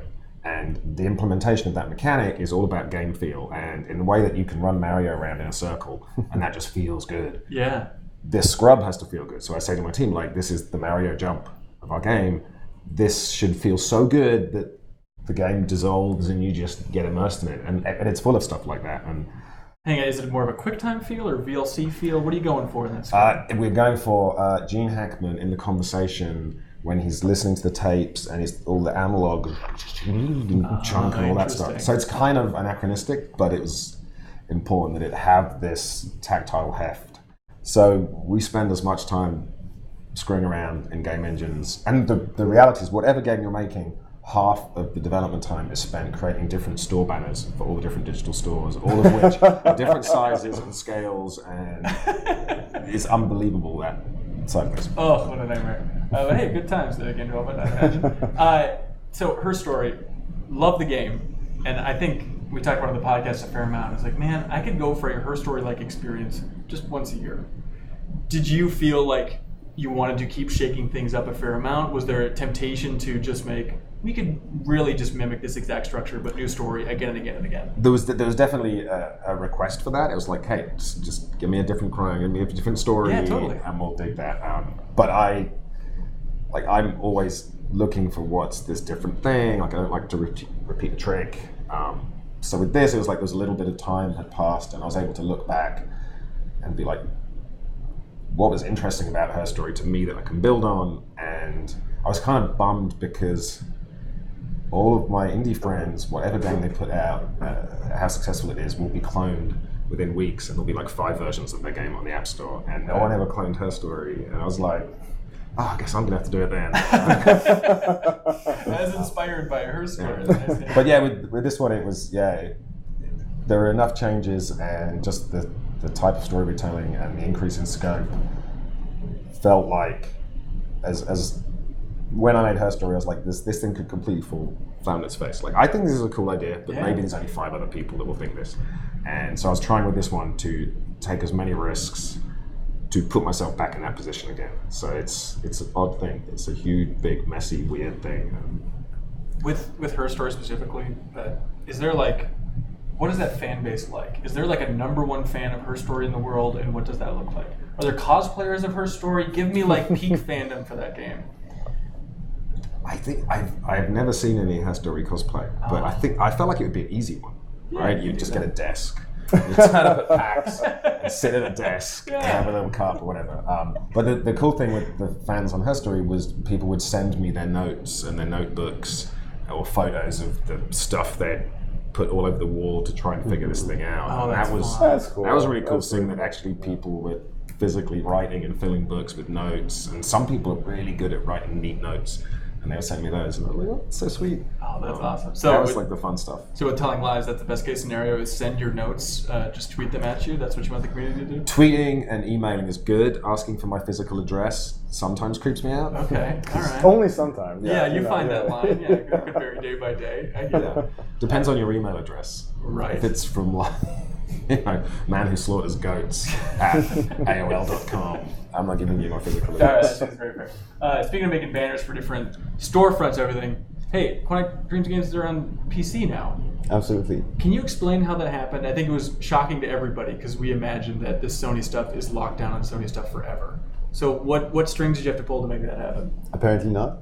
Really? No, we've enjoyed an incredible partnership with PlayStation for over 12 years. Created 3 games together, and after this period, we felt it was time for us to broaden our audience and in the future develop new games and try new things out, also on other platforms. And we turned to Sony and told them, look, since we're going to go independent, and from you, how would you feel about us bringing Heavy Rain, Beyond Two Souls, and Detroit to PC? And we found a great agreement whereby we can do this now. And Sony still gets a cut of that, and so they're okay with it?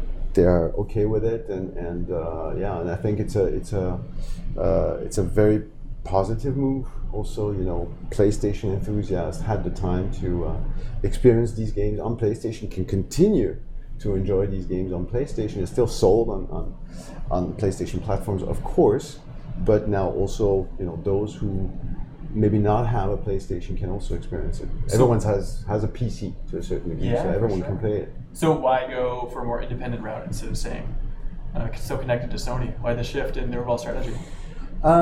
It's been a fantastic relationship with Sony, but we felt at one point that we don't like to repeat ourselves. In general, we've only worked on original IPs. Each time it's kind of a reinvention, and with PlayStation you can touch a lot of people, but not necessarily in all markets, and not necessarily everyone. So going to PC was for us important because we thought these stories can be enjoyed by so many more people, and this is exactly what we're trying to do. And so we decided to go this route, and we're still very good friends, and we'll continue certainly to develop games also on PlayStation, but not only on PlayStation. Does it allow you to do different size games? Because like when I think of your team, I think it's a big prestige, big budget Sony first party title. The purpose is to go out there and make the PlayStation look good and be at a certain heft. But especially in the narrative space, like I imagine it's interesting to make smaller things or different shaped things. And maybe Absolutely. This also gives us the possibility to work on more than one title at a time. Experiment. Maybe try, other genres.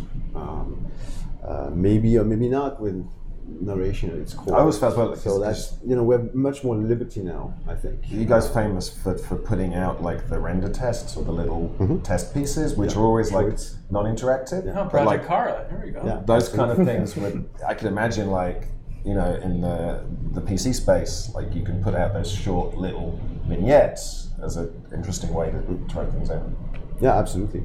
And I think also, we wanted also to give certain people in our teams the possibility to express themselves, and we're creating these and we'll continue to create these big interactive dramas that we're known for. But other people some people in the team wanted to do something else, and now we have this freedom to experiment again. Yeah, that's very exciting. Something you two have in common is you both designed, well, I imagine you have some hand in designing an afterlife in video games, which not many video games have done. I guess you have a little bit too, because Dreams is Heaven, but that's something else entirely. Well, I work on vampires who are having a very exciting afterlife. Yes, all right. Yeah. Also, I've made some Silent Hill games. Yeah, Oh, yes, there's a whole undead or dead theme here. We could make an excellent game about being dead. I love it. Okay, what are the keys to a good afterlife in everybody's mind? Maybe starting with that. Like, what's step one for an interesting afterlife? Oh man, I mean, it's tough because it's one of those topics in literature that's been covered ad nauseum. Every single avenue and perspective has been taken to it. I mean, for us in Afterparty, it was to make it a comedy first and to make sure it's funny and there's 10 jokes a minute, and to kind of try and make it a remix of every single faith and religion's rules, and to kind of just assume that everything everyone has ever assumed or said about heaven or hell is correct, and to kind of make it all... What about the atheists though, Adam? They are also correct. They just don't go there. And yeah, I mean, obviously that's exceedingly difficult to do that and have any kind of serious game, but yeah, we just try to have a lot of fun with the rules and make the characters more of the serious aspect. Yeah. But yeah, so that's what we've tried. I'm in love with, during the GDC talk a little bit, you were very direct about like, yeah, we looked at Beetlejuice because it's effing awesome. Like, of course we wanted to Yeah, we want to do that. Yeah, how many games have done that? I mean, I love Beyond Two Souls. I don't think it took anything from Beetlejuice necessarily. It was taking a slightly different approach overall. Yeah, we liked, I mean, I love Beetlejuice, one of my favorite movies, just because of the art direction and the quirky style to it. But, I mean, yeah, the main thing that we took from that is the real relatability to the bureaucracy of just being dead, and nothing has really changed. You still have to stand in line to do things. You still have to wait for the order forms to come in. You still have to do things in a certain set, and having people have jobs, and having, like, the kind of frustrations that you still have in real life. If you're not living where you want to live, and you have bad neighbors, and you have a weird guy around all the time. So yeah, we just took a lot of inspiration. So it's probably better to stay alive. It's definitely better to stay alive. I would heartily recommend staying alive. That's a good recommendation. Yes, it's a cool move. Yeah. Okay, Beyond Two Souls. Specifically in Beyond Two Souls, I want to talk about that Navajo chapter. Like halfway through the game, maybe 3/5 of the way through that game. That is the most bat-ass insane chapter of a video game. And what I love about it is it's so bold, it's so different. There's horse riding mechanics thrown in there. And the insane part to me, and it goes to prove like the quality bar for that team, is that you could have cut that whole chunk out. It would not have impacted the rest of the game too much. What does it take in a studio to like keep that level of commitment of, no, we're just going to lose our minds 3/5 of the way through this game just to do something completely different? Yeah, we call these exotic gameplay elements, you know. Okay. Otherwise known as expensive gameplay elements. Is that how that works? Yes. Still starts with EX. So, Each time David, writes these exotic gameplay elements, half the team is like, how are we going to do that? But I think it's important to have not necessarily to repeat always the same loops, gameplay mechanics, etc., etc. And essentially what we're trying to do with our games is enable the player to control the story, to tell almost any kind of a story, contextualize certain moments, mundane actions, sometimes something a little bit more sophisticated, and through this diversity, give him the impression that he is really embodying these characters, And yeah, sometimes it's a challenge because David wants the story to go in that direction, and that implies the characters are now going to ride a horse or ride a bike, and it takes 15 minutes in the game. Right. So yeah, it's of course a certain burden to the team because you need to design, you need to develop features, you need to create gameplay mechanics that are only going to last 15 minutes in a 10, 12, 15-hour experience. But I think it's super important. Does David ever ask you for something that you're just like, no, we cannot do that. That is no. Like, do you ever think has he ever suggested something you're just like, we can't do it? I can give you 15 examples. But that's good writing. The art of writing is to know that at some point your script is going to go in front of a producer, so you will add bits. Yes. That we're going to excess, or even that they can get rid of. Hitchcock would put stuff that would annoy the censors, knowing there were 3 scenes he wanted to do, and he would add 3 extra, so the censors would come and be like, dude, you can't do that, and he'd be like, okay, you can have these 3. And then keep the ones. And then they miss the train going through the tunnel. Yeah. But Sam, this backfires on me very often because what happens is the scene that I have written that is complete BS. They love it. They love it, and they're like, "Please, can we have that one?" And the one that you like needs to go. And I'm like, "No, that's not what I wanted." But yeah, it's interesting to hear that there's a stopping. There are frightening moments in the development of a game. We all know it, where we absolutely don't know how we're going to do it. Now, once you've passed this moment of fear. And you start looking at the solutions, and when you start finding these solutions collectively in the team, then there are also great moments of joy. When you thought it was impossible, you work on it, you develop it. We had one scene, and I'm in Beyond Two Souls, the slope scene, right? So which scene? It's kind of you're in the forest, and so the character of Jodie Holmes is chased by the police. And so again, it's maybe a minute sequence where you need to control the character running down a hill. All right, and so that took us maybe 6 months. Maybe 6 months. Quick snip, get it out of there. I don't understand. But that's not what we wanted. We want something that felt like you're being chased by dogs, by policemen, and you need to, and it's dark, and if you run into a stone, you need to feel that you run into a stone. Right. You need to, and it's a slope like this, so it's you need to feel the tension, etc., etc. That's complicated to do. Took us a lot of time.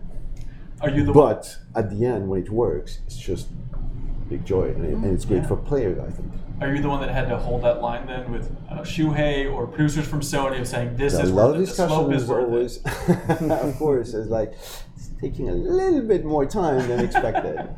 But I think today in the industry, most people know that these moments come and are prepared to go the extra mile for it. Yeah. The chat lit up a little bit when you mentioned Silent Hill and your experience with Silent Hill.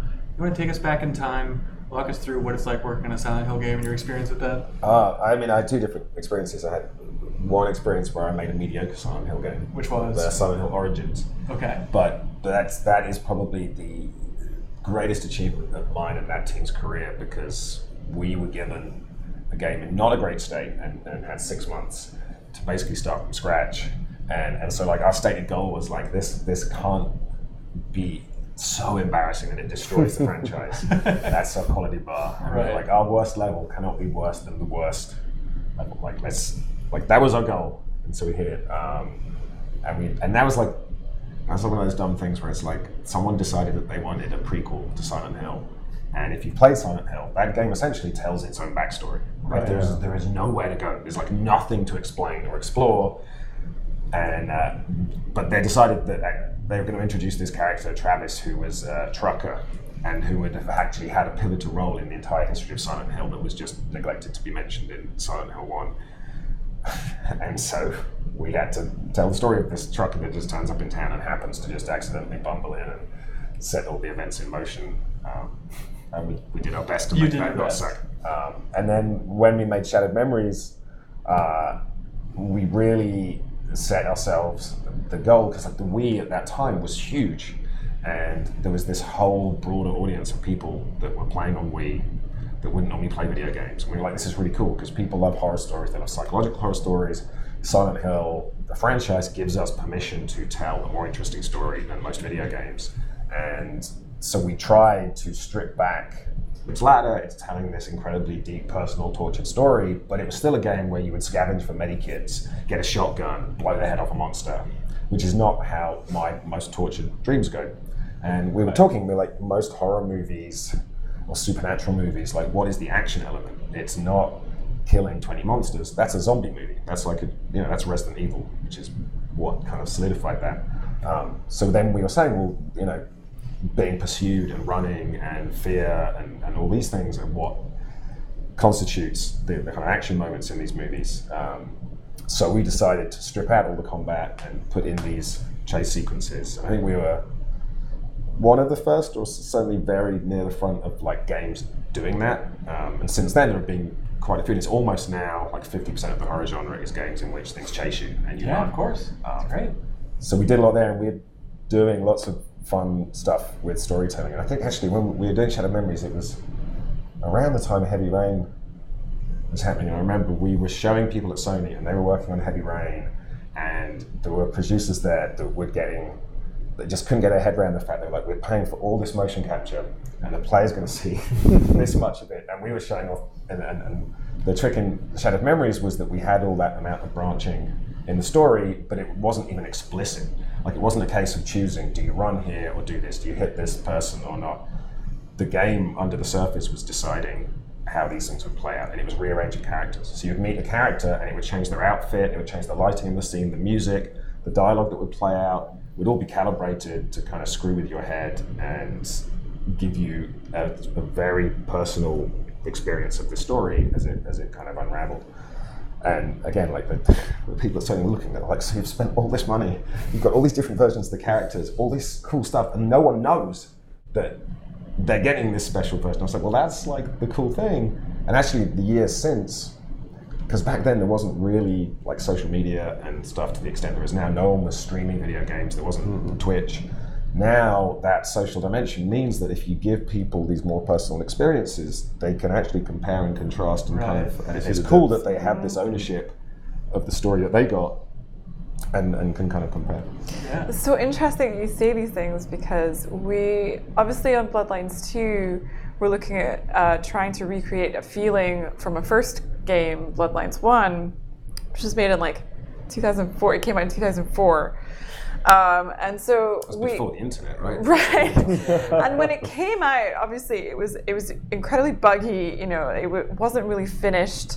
It was a game where it wasn't ready to be released, but they had to, and so the community have done an amazing job of patching it and giving it so much love over the years, and basically it's become something else. It's so cult that everyone remembers it and still wants to play it. But I constantly re-examine it because I'm making a new one, and I constantly look for the things that made them so in love with it. And one of them was the feeling like, even though you're a vampire, there's something else that's more powerful than you. And you talk about like having the player run away from things, but actually for when I reappraise Bloodlines 1, I look at the Ocean House a lot. You know, do you remember the Ocean House? Maybe you played. So the Ocean House Hotel was a level in Bloodlines 1 where, and it was really unusual because like essentially most of the time you're just a vampire doing vampire stuff, sucking blood. You're very powerful. You're mean to people. You bluff bluff your way through conversations. You manipulate people. You're a complete ass all the time. And then what happens is someone gives you a mission to just go fetch a thing they want, right? And you're like, fine. And you end up at this hotel that's like basically completely deserted. No one's there. No one's been there for years. And you go in and stuff is not right. And then all of a sudden, shadows start moving in front of you. And you have to go towards them because that's the way that things work, right? You go towards things that move around and you know where the path is. And you start kind of navigating through this hotel and things start flying off the shelves and hitting you and then injuring you. And then there's like crying in the corner. And there's this little girl that you follow all the way through the house. And then the whole place goes on fire all of a sudden, and you're hearing these voices yell and things, and you find all these items that indicate there's a particular narrative going on in this haunted hotel, and you suddenly feel completely helpless, and it's a complete contrast to what had happened previously in the game, where you were a powerful vampire that knew exactly what was happening in your world. And so it's complete opposite. It's not like you're running away from anything. You're trying to find something and go towards something, but you're afraid of it. You're being humbled, yeah. And you're being completely humbled by your environment. And so I look at that a lot, and I think, really in Bloodlines 2, sure, people want to feel powerful and they want to feel like they hold the world in the palm of their hand, but what we're really trying to do is tell them that the world that they inhabit is like completely out of their control. There's something on the edges of it that like is hostile, or that you can't understand, that being undead is something else. That's nice. You're not the top of the food chain necessarily. Right, exactly. And so that's something really nice about the license I work in currently, is that World of Darkness is like that kind of something is slightly off. Like you might feel like you're in control of stuff, but it's like slightly sour somewhere. And so I've been playing a lot of Silent Hill too, so it's like really nice to kind of hear that there's a lot of that kind of thought goes into it, where you're trying to look at ways in which you would spend budget unsettling the player but not showing them anything, like showing them like very little glimpses but not showing them everything. And I think that's definitely where horror is. It's in the mind instead of in the visual right in front of you. So it's so interesting. Yeah, for sure. When you guys play other games, not calling anything out specifically, but are there certain like writing cliches you see in other games and you end up wincing? Like, do all of you have your own little like missions of we're not going to hit these cliches? Implied you weren't, but you just asked us to call out. yeah. Just cite like the exact line of dialogue. Yeah. Google it. Really It's nice. very easy to exactly. yeah. But I remember like one time, I remember hearing this interview with Sean Vanneman, where he was talking about Walking Dead and how it was the mission for that game, that first season, where we're never gonna have a single character say the phrase, "How you holding up?" And I cannot get it out of my head, because then like after I heard that, then I played Last of Us even for the first time. It's like, "How you holding up" is everywhere in all like post-apocalyptic fiction. Funny. You can't get away from it. Do you guys have any of those, Adam? Can you think of any for like Afterparty? It's like, let's avoid this. I mean, for me, I'm kind of my mantra is I'm fine with cliches being in the story, because it's like there's only so many ways you can tell a romantic comedy or a romance or an action thing, or the bad guy's going to win or the good guy's going to win. But I'm not okay with cliches in the expression of the story and the specifics of how the character is putting something. And kind of my version of the how you holding up is like if I ever read it in a book, she burst into tears or he burst into tears, because somebody else at some point came up with that. They burst into tears. It's not a literal description of what's happening, but they said this is the visualization of how suddenly and how immediately they started to cry. And now that's just in the lexicon, and we all say they burst into tears. So for me, it's just I always look for hyper specificity in terms of how a character is going to put a certain phrase, or how they're going to describe what they went through, or how they're going to describe or talk about their feelings about what's happening. I'm fine with what's happening being generally what I've already seen. Like every Shakespearean play is a copy of some other story, but just how he told it made it what it is. So that's kind of my version of that. Yeah. And is that in direction for the actors, or like just when characters are describing? It's actually in the words that they say, and then of course it's very specific in my head of how they say it, and then the actors come in and they say it in a way that I didn't expect and makes it 10 Like times Adam, what I it suggest we was. change this line to burst into Like, oh god, I feel like I'm about to burst into Yeah, tears exactly. here. Yes, No, yeah. not quite. Do you Yeah. like working with actors still, Sam?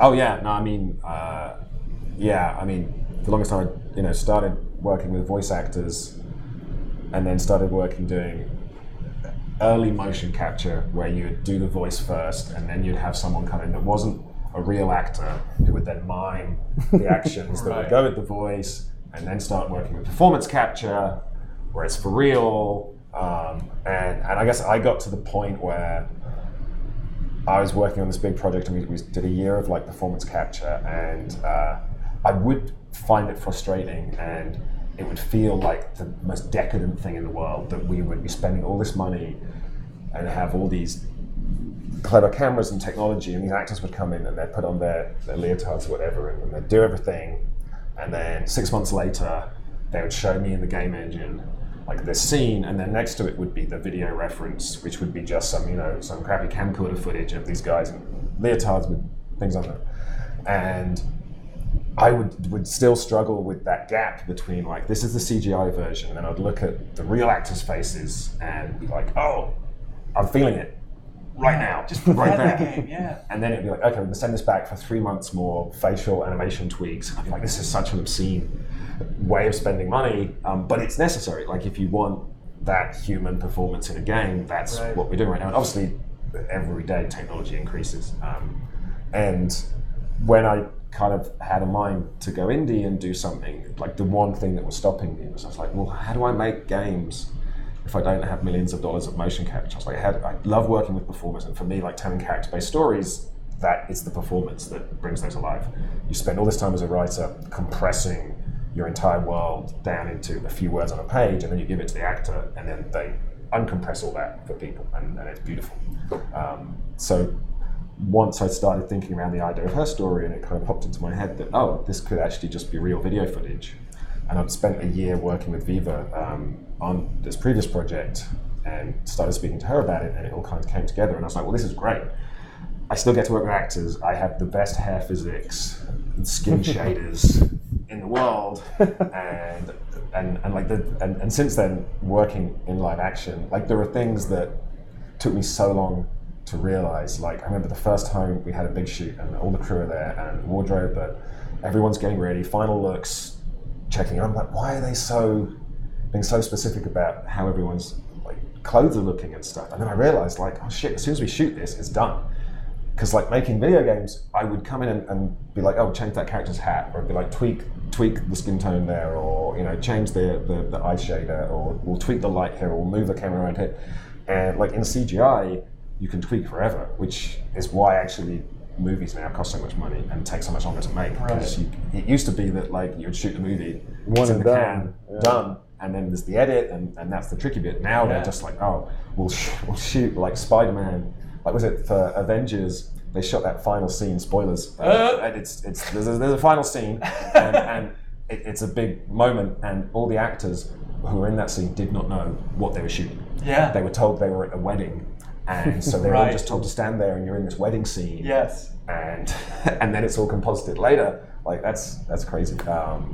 But then there is something beautiful about the freedom that I get now in live action, where I can have characters wear clothes.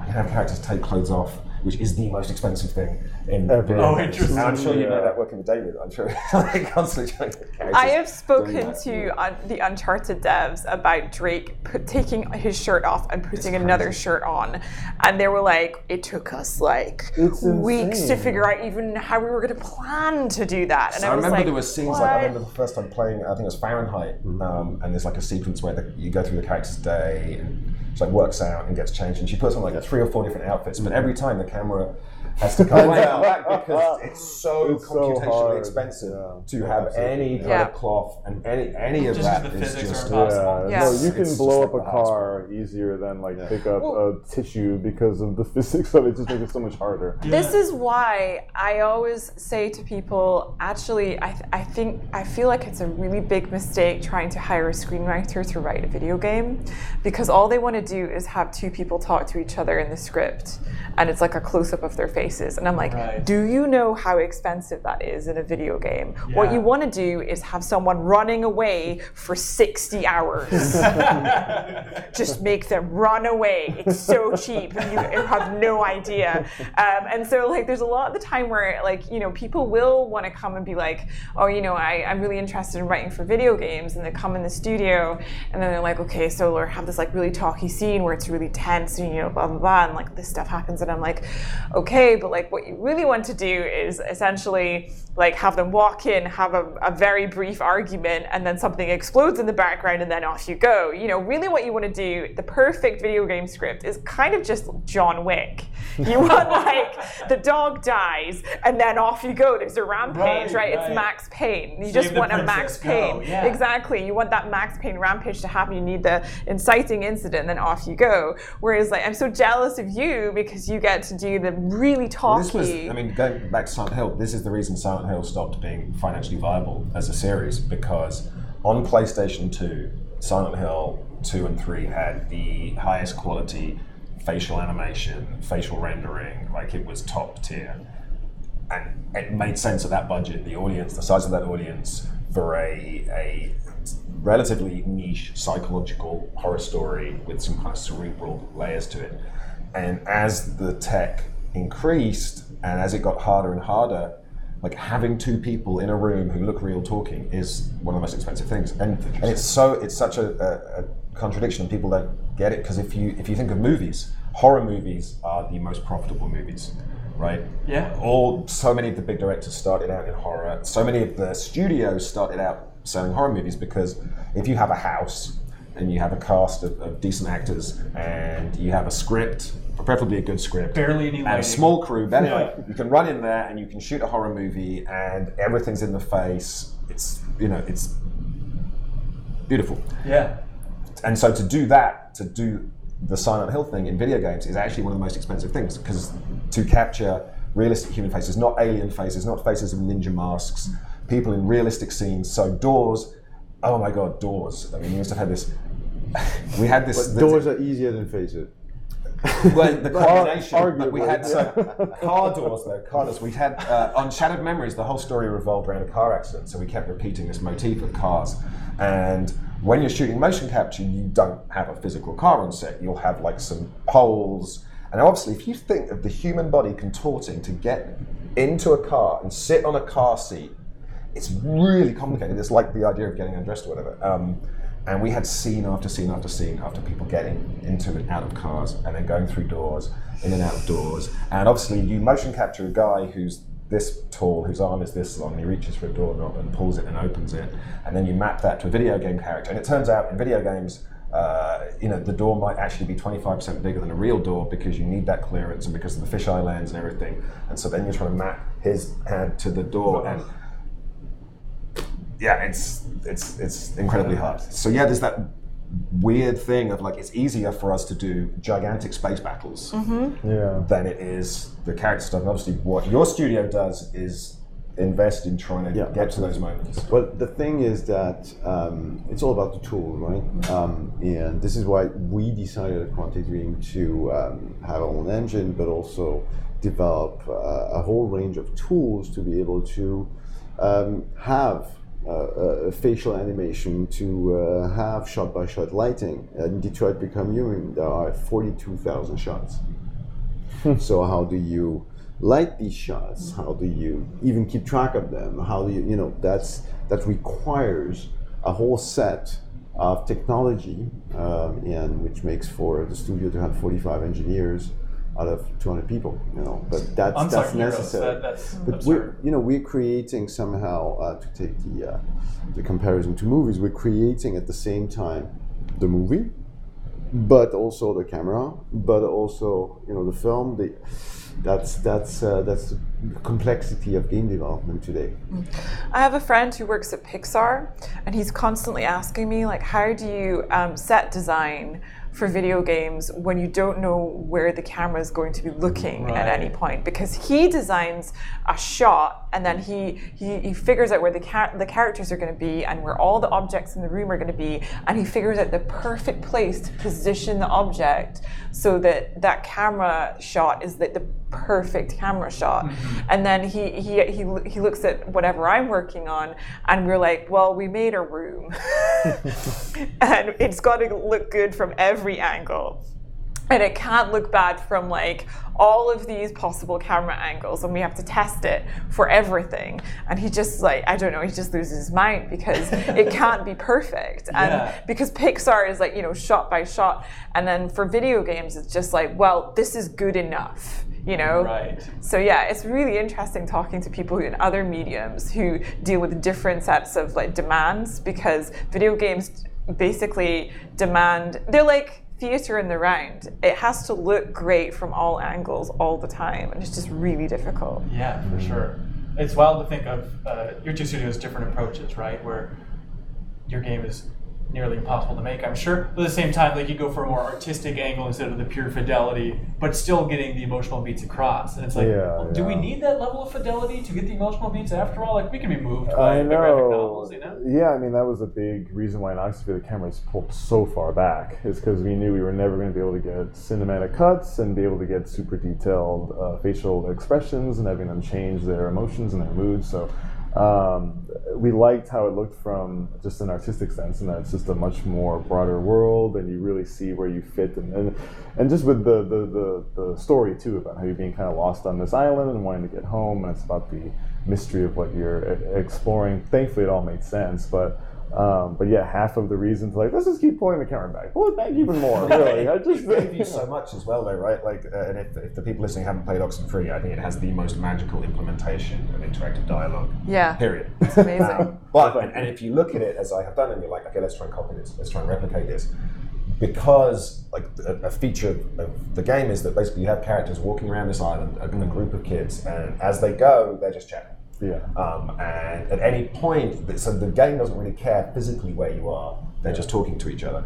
And as they're talking, thoughts start to creep in your character's options, and you click them. And at the moment you click them, it will insert itself into the conversation. So you get this wonderful ebb and flow. And also, a thing that, again, I don't think any other game has done as well, is it totally encourages you to not speak.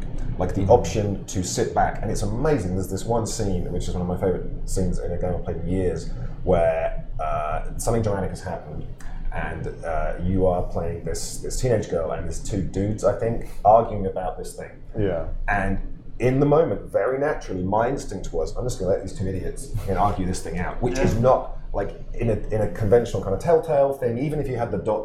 it wouldn't feel like that. But the organicness of that interface meant that I was just like, I'm just going to let them keep talking. And that became a choice, and that steered how that conversation played out. But because you're zoomed out, because you have this cartoony character animation, if that was zoomed in and was photorealistic, you'd be needing to screw up animations every 10 beats or whatever, and it would be really hard to fix that. And so it definitely there was a reason. I think it helps. Can I just say that that's how women feel all the time? And that game gives me that insight. The feel of being that person. There's an empathy. Yeah, no, I really want to know though, so first of all, how did you conceive of that system? And how did you iterate on it? Like, I want to know, was it very difficult to make that flow properly? Like, what was that process like? It was, because I've been asked this question before, and I wish that there was a cheat to give or some tip or technique, but it's really just writing a lot. A lot? Really the only way. Because, how the kind of under the hood, how the system works is that the conversation goes on a main kind of track. Right. And you can divert that track every so often pretty hard. Right. But most of the time it's going to be kind of, just because it's a video game, and as a player you need to know what your goals are, you need to know how to actually like beat the challenges. Right. And it can't just be a conversation that spins out of control and goes into somewhere else, and then you don't know what you're supposed to do. So it was writing endless versions of, so I was talking about this, let's get back to this, to let you interrupt a lot, because it was a big philosophy of mine that probably half the studio was like, why is this so important? But to me, I was like, no, this will break it if you hear repeat dialogue. Yes. So it's like, it's so important that in this full conversation, you never hear the guy say, so let's go get the key over and over and over again, because it'll feel like you're playing a game That now. is my pet peeve in Yes. video game writing, is when it's very obvious that there's something that the game wants you to do, and then they have you write it into the dialogue, because that is really hard as a writer, because I figure my job as a narrative designer is to give the player a reason to go try to find the objective. I don't really necessarily want to be giving the player tools to find the objective. I actually think the video game level design and environmental design and all the other parts of it, like the UI, that's their job, is to say, here's how you navigate. And I think primarily, I think my job is to really say to the player, here's why you're navigating this world. Do you want to answer these questions, or don't you want to answer these questions? And I think, like, sometimes, especially very big budget action games, will often try to say, like they'll give you an idle line or something like, oh, I think I should be going to find the key now. And you're like, God, your character would never say that. At the same time, as a player, I appreciate it sometimes. I know. But you can do that by putting a mark on the map. Sure. Or you can do that by putting like a little, like, you can light something in the environment. And those cues are a little bit more organic than just saying, oh, I think I should go here now, you know. And so I think really what I try to do now is eliminate that line completely, because that's level designer speak. That's something that someone writes down in the game design doc, and you don't put it into the game. So often it's like it's the expectation is that the narrative is kind of UX, that like and especially not to speak ill of publishers and notes that you would get from publishers, but like they're so nervous that the player will be lost and confused. And like if you're making a movie about a guy who has to go kill a dragon, and you're writing the scene where he's sat at breakfast with his wife, he wouldn't be sat there and saying, I don't want to kill the dragon, and the wife would be like, you have to kill the dragon. He would be like, can you pass the salt? And she'd be like, no. And it'd be like, you would remove all of that out of the text, and then the actors would put it back in, right? And always put it in the subtext, don't put it in the text. And so often in video games, it's like, I had this note repeatedly from one publisher where they were like, why doesn't the character just come out and say what they want? Like, why is he not saying what he's thinking? And I'm like, because that's not what people do. And I'm like, and if you ask an actor to say this line of dialogue in which they say what the character wants, it will sound awful, and the actor will never be able to make it sound good. Yes, absolutely. And that's it's really hard to push through those notes and then give your character subtext, because that's how people relate to each other. People don't come straight out, and especially not if you're Scottish, you definitely do not come straight out with what you want in a conversation. You're trying to constrain your emotions as much as possible. So actually, but that just makes them more apparent. So the thing about acting and the thing about the way that people behave is that they're filled with subtext all the time. And video games especially want you to like completely annihilate that subtext all the time. So you really try to strain against that, because human beings have lots of subtext. I know there's that incredible Garth Marenghi, like writers who use subtext are complete cowards. But the thing is, I think that what video games need now is actually to believe in the player more, and actually believe that they understand exactly what's happening in a scene, because I think actually people respond a lot more to it emotionally. Right. I think there's tech. I mean, if anyone's played Heaven's Vault, which is I think one of the most wildly ambitious video games I've ever played, staggeringly ambitious. That whole game is designed, and I've seen reviews and I've seen people play it where they just assumed it was like a Telltale game, like this is a branching narrative and there are 3 conversation options and it proceeds, without realizing the entire game is shuffling the narrative constantly based on what you do. So that's a game where you almost can't fail. Like the player can't go to the wrong place because the place the player goes to is the right place for the story that forms around that. And it really just kind of lays this path of the story where you go and builds it around you. And it's been fascinating actually, especially if you see like John, who is one of the people who made it on Twitter, trying to hold back the need to explain to people how clever it is, because actually for a lot of the audience who don't realize how clever it is, they're like playing it wrong. Like there was a guy who was clicking on every single conversation option because he felt like that's how I play a game. I'll mine all the conversation options and then move on, without realizing these conversation options were infinite and contextual. So like you didn't need to stand, you had like this robot companion, and if you realize how it works, it's like if you feel like talking to your robot in a moment, you can. If you feel like looking at something and seeing what the robot thinks about it, you can. And it might actually lead the story in a different direction or open up interesting conversations. But this person who was playing it like a traditional video game was like, oh, conversation option is available. I'm just going to sit, I'm going to talk and talk and talk. And they were like, man, this game really loves getting me to talk to the robot. And they're like, wow, it's just like lots of talking to the robot. So, you know, there's a problem there with them creating this beautifully fluid system, but having players not realize, they have to kind of teach players like, actually, you're free to just do this thing. Right. I'm very curious what the future of Quantic Dream looks like. Can you give us a roadmap? What is the vision? Is it to stay in the lane for what you've done in the past? Do you want to get radical in this bold new future? What's the game plan here? Yeah, we want both. Continue to build on our foundations and continue to craft this. We call them interactive drama, for lack of a better. But you don't call them word. games within the studio? There are games, obviously, but interactive dramas. Really? That's interesting. And but as I said before, we also want to experiment and develop smaller games, games that are also in other genres.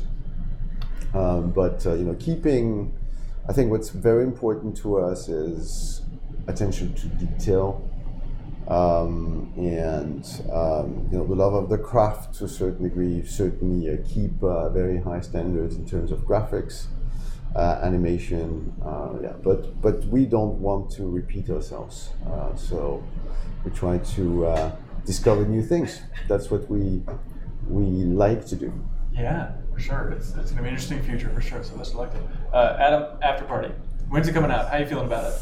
Coming out this year. For sure. For sure this year. Awesome. Can guarantee it this year.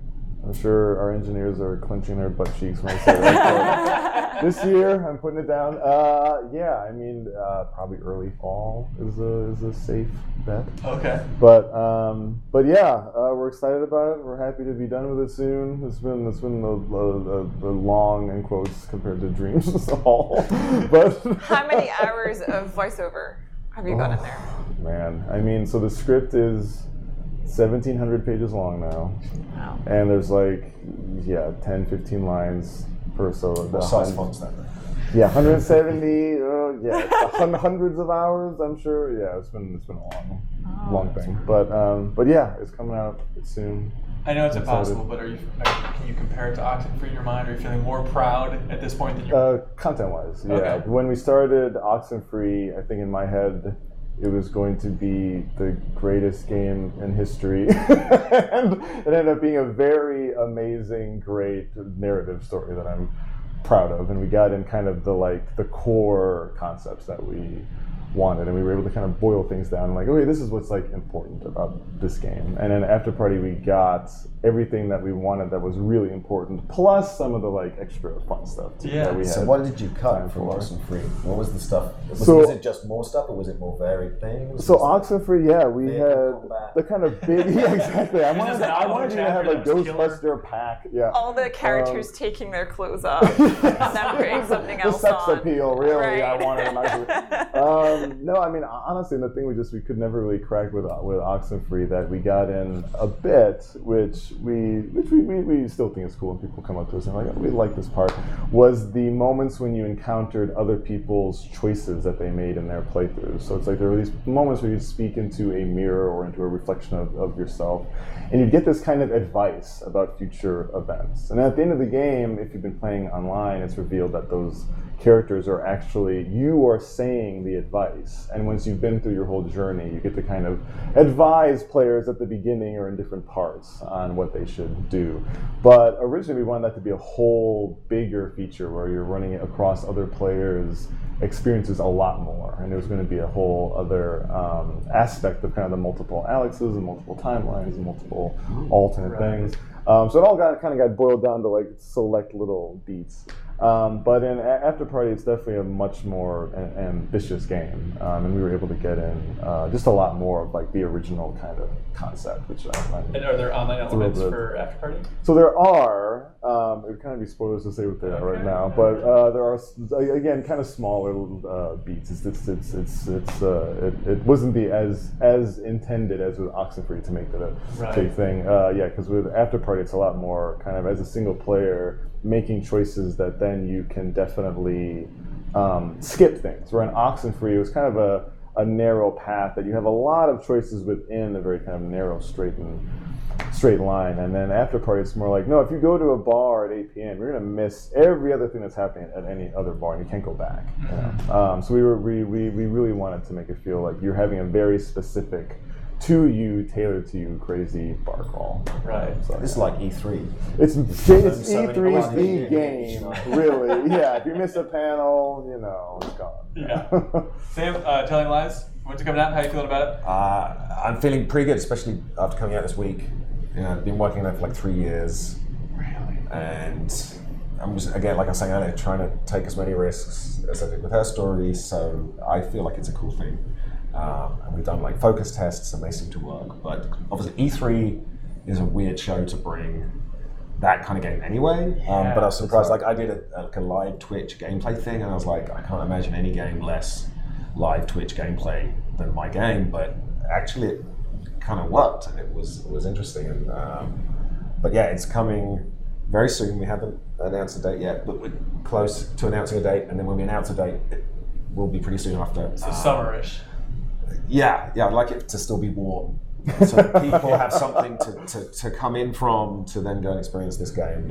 You can wishlist it on Steam right now to encourage us to get it out. Yeah. But awesome. Yeah. Looking forward to it, man. Cara, do you secretly have like 18 other projects, or is Vampire it's the go-to project here? Well, Void Bastards is out now, so you can play that. Thank you. If you hear some people swearing at you in that game, it's probably my voice. I have to say, one of the worst punishments that you can ever experience as a writer for video games is being forced to voice act your own lines. Oh, that's brutal. It's very bad. It's very bad. I really dislike it. We had a whole build of Telling Lies where 5 of the 10 hours is me reading stuff alongside professional actors, but I'm playing one of the roles, and we actually focus tested it twice. And so we'd have these people play it, and at the end of the focus test, they'd come in and we'd be like, what did you think of the characters? And they'd look at it and see me, and they'd then have opinions about me. I have personally deleted all of my copies of all of those versions. I caught some people when we were shooting, they took Logan to one side and they were showing Logan a build with me in it, and I was like, stop. Any character notes from that thing I did, but it's the worst. Like you're sat there and you've written a scene and you're like, this is the greatest scene I've ever written. Yeah. And then you just destroy it. But although Void Bastards is more comedy, so it's all right that people think that I'm like a bit zany or whatever. So that's fine. But so that's out now, and Bloodlines comes out Q1 2020. Yeah. And I guarantee you're going to have a fantastic time being an evil, manipulating son of a gun. You're feeling good about it. Yeah, it's going to be so. Yeah. made a bigger deal more recently. Yeah. Well, I mean, we showed pre-alpha here, which is like an old build now, but it's pretty much done. We're just doing the kind of polish and like a couple more narrative layers on top of it. So yeah, it's pretty much it's good to go. Here's an impossible question for you. Like, as a fan of the first game, you've played through a lot of the second game. Have you had reactions where like, oh, taking it in as a whole, this game is more blank than I expected compared to the first? Is there like a good surprise you had from your own experience of playing the game? So I think for me, it's really hard, I think, in video games to get an atmosphere, and I think we nailed it with this one. But what's really cool about it is the narrative is so much more expanded than the first one, because obviously, like, Brian hired some help, which is me, so he's not just doing it by himself this time. So actually, we have like a bunch of vampire politics and factions going on in the city, and so they're all kind of playing off against each other. So you can piss off one faction and then start to work for the other factions, or you can like take the information you had from one faction and then use it to like go to another faction and then be like, oh, I want to get in with you guys, and then kind of use it to play them off against each other. So it's actually a lot more complex than the first narrative was. Yeah. And that's so much fun to write. That's I mean, it's a nightmare in terms of like, and you need to track all of your logic, but it's wonderful to write because you can just do whatever you like. And all the different vampires have lots of different personalities and ways they do stuff. So yeah, they're all very, very different from each other. Yeah, very excited. Hey, thanks for being here, everybody. What a fun panel. Thank you. And happy E3 2019, as we always say, I guess. Hey, happy E3 to everybody. Thanks for tuning in throughout the week. It's been a fun go. Thanks for watching or listening. We'll be back next week with a regular episode of the Game Informer Show podcast in our studio. Hang on, JV's shaking his head no. JV, you want to be on that one to digest E3 even more? There's the whole like weird afterbirth process of E3 where we have to like wade through everything we missed. It's going to be a whole fiasco.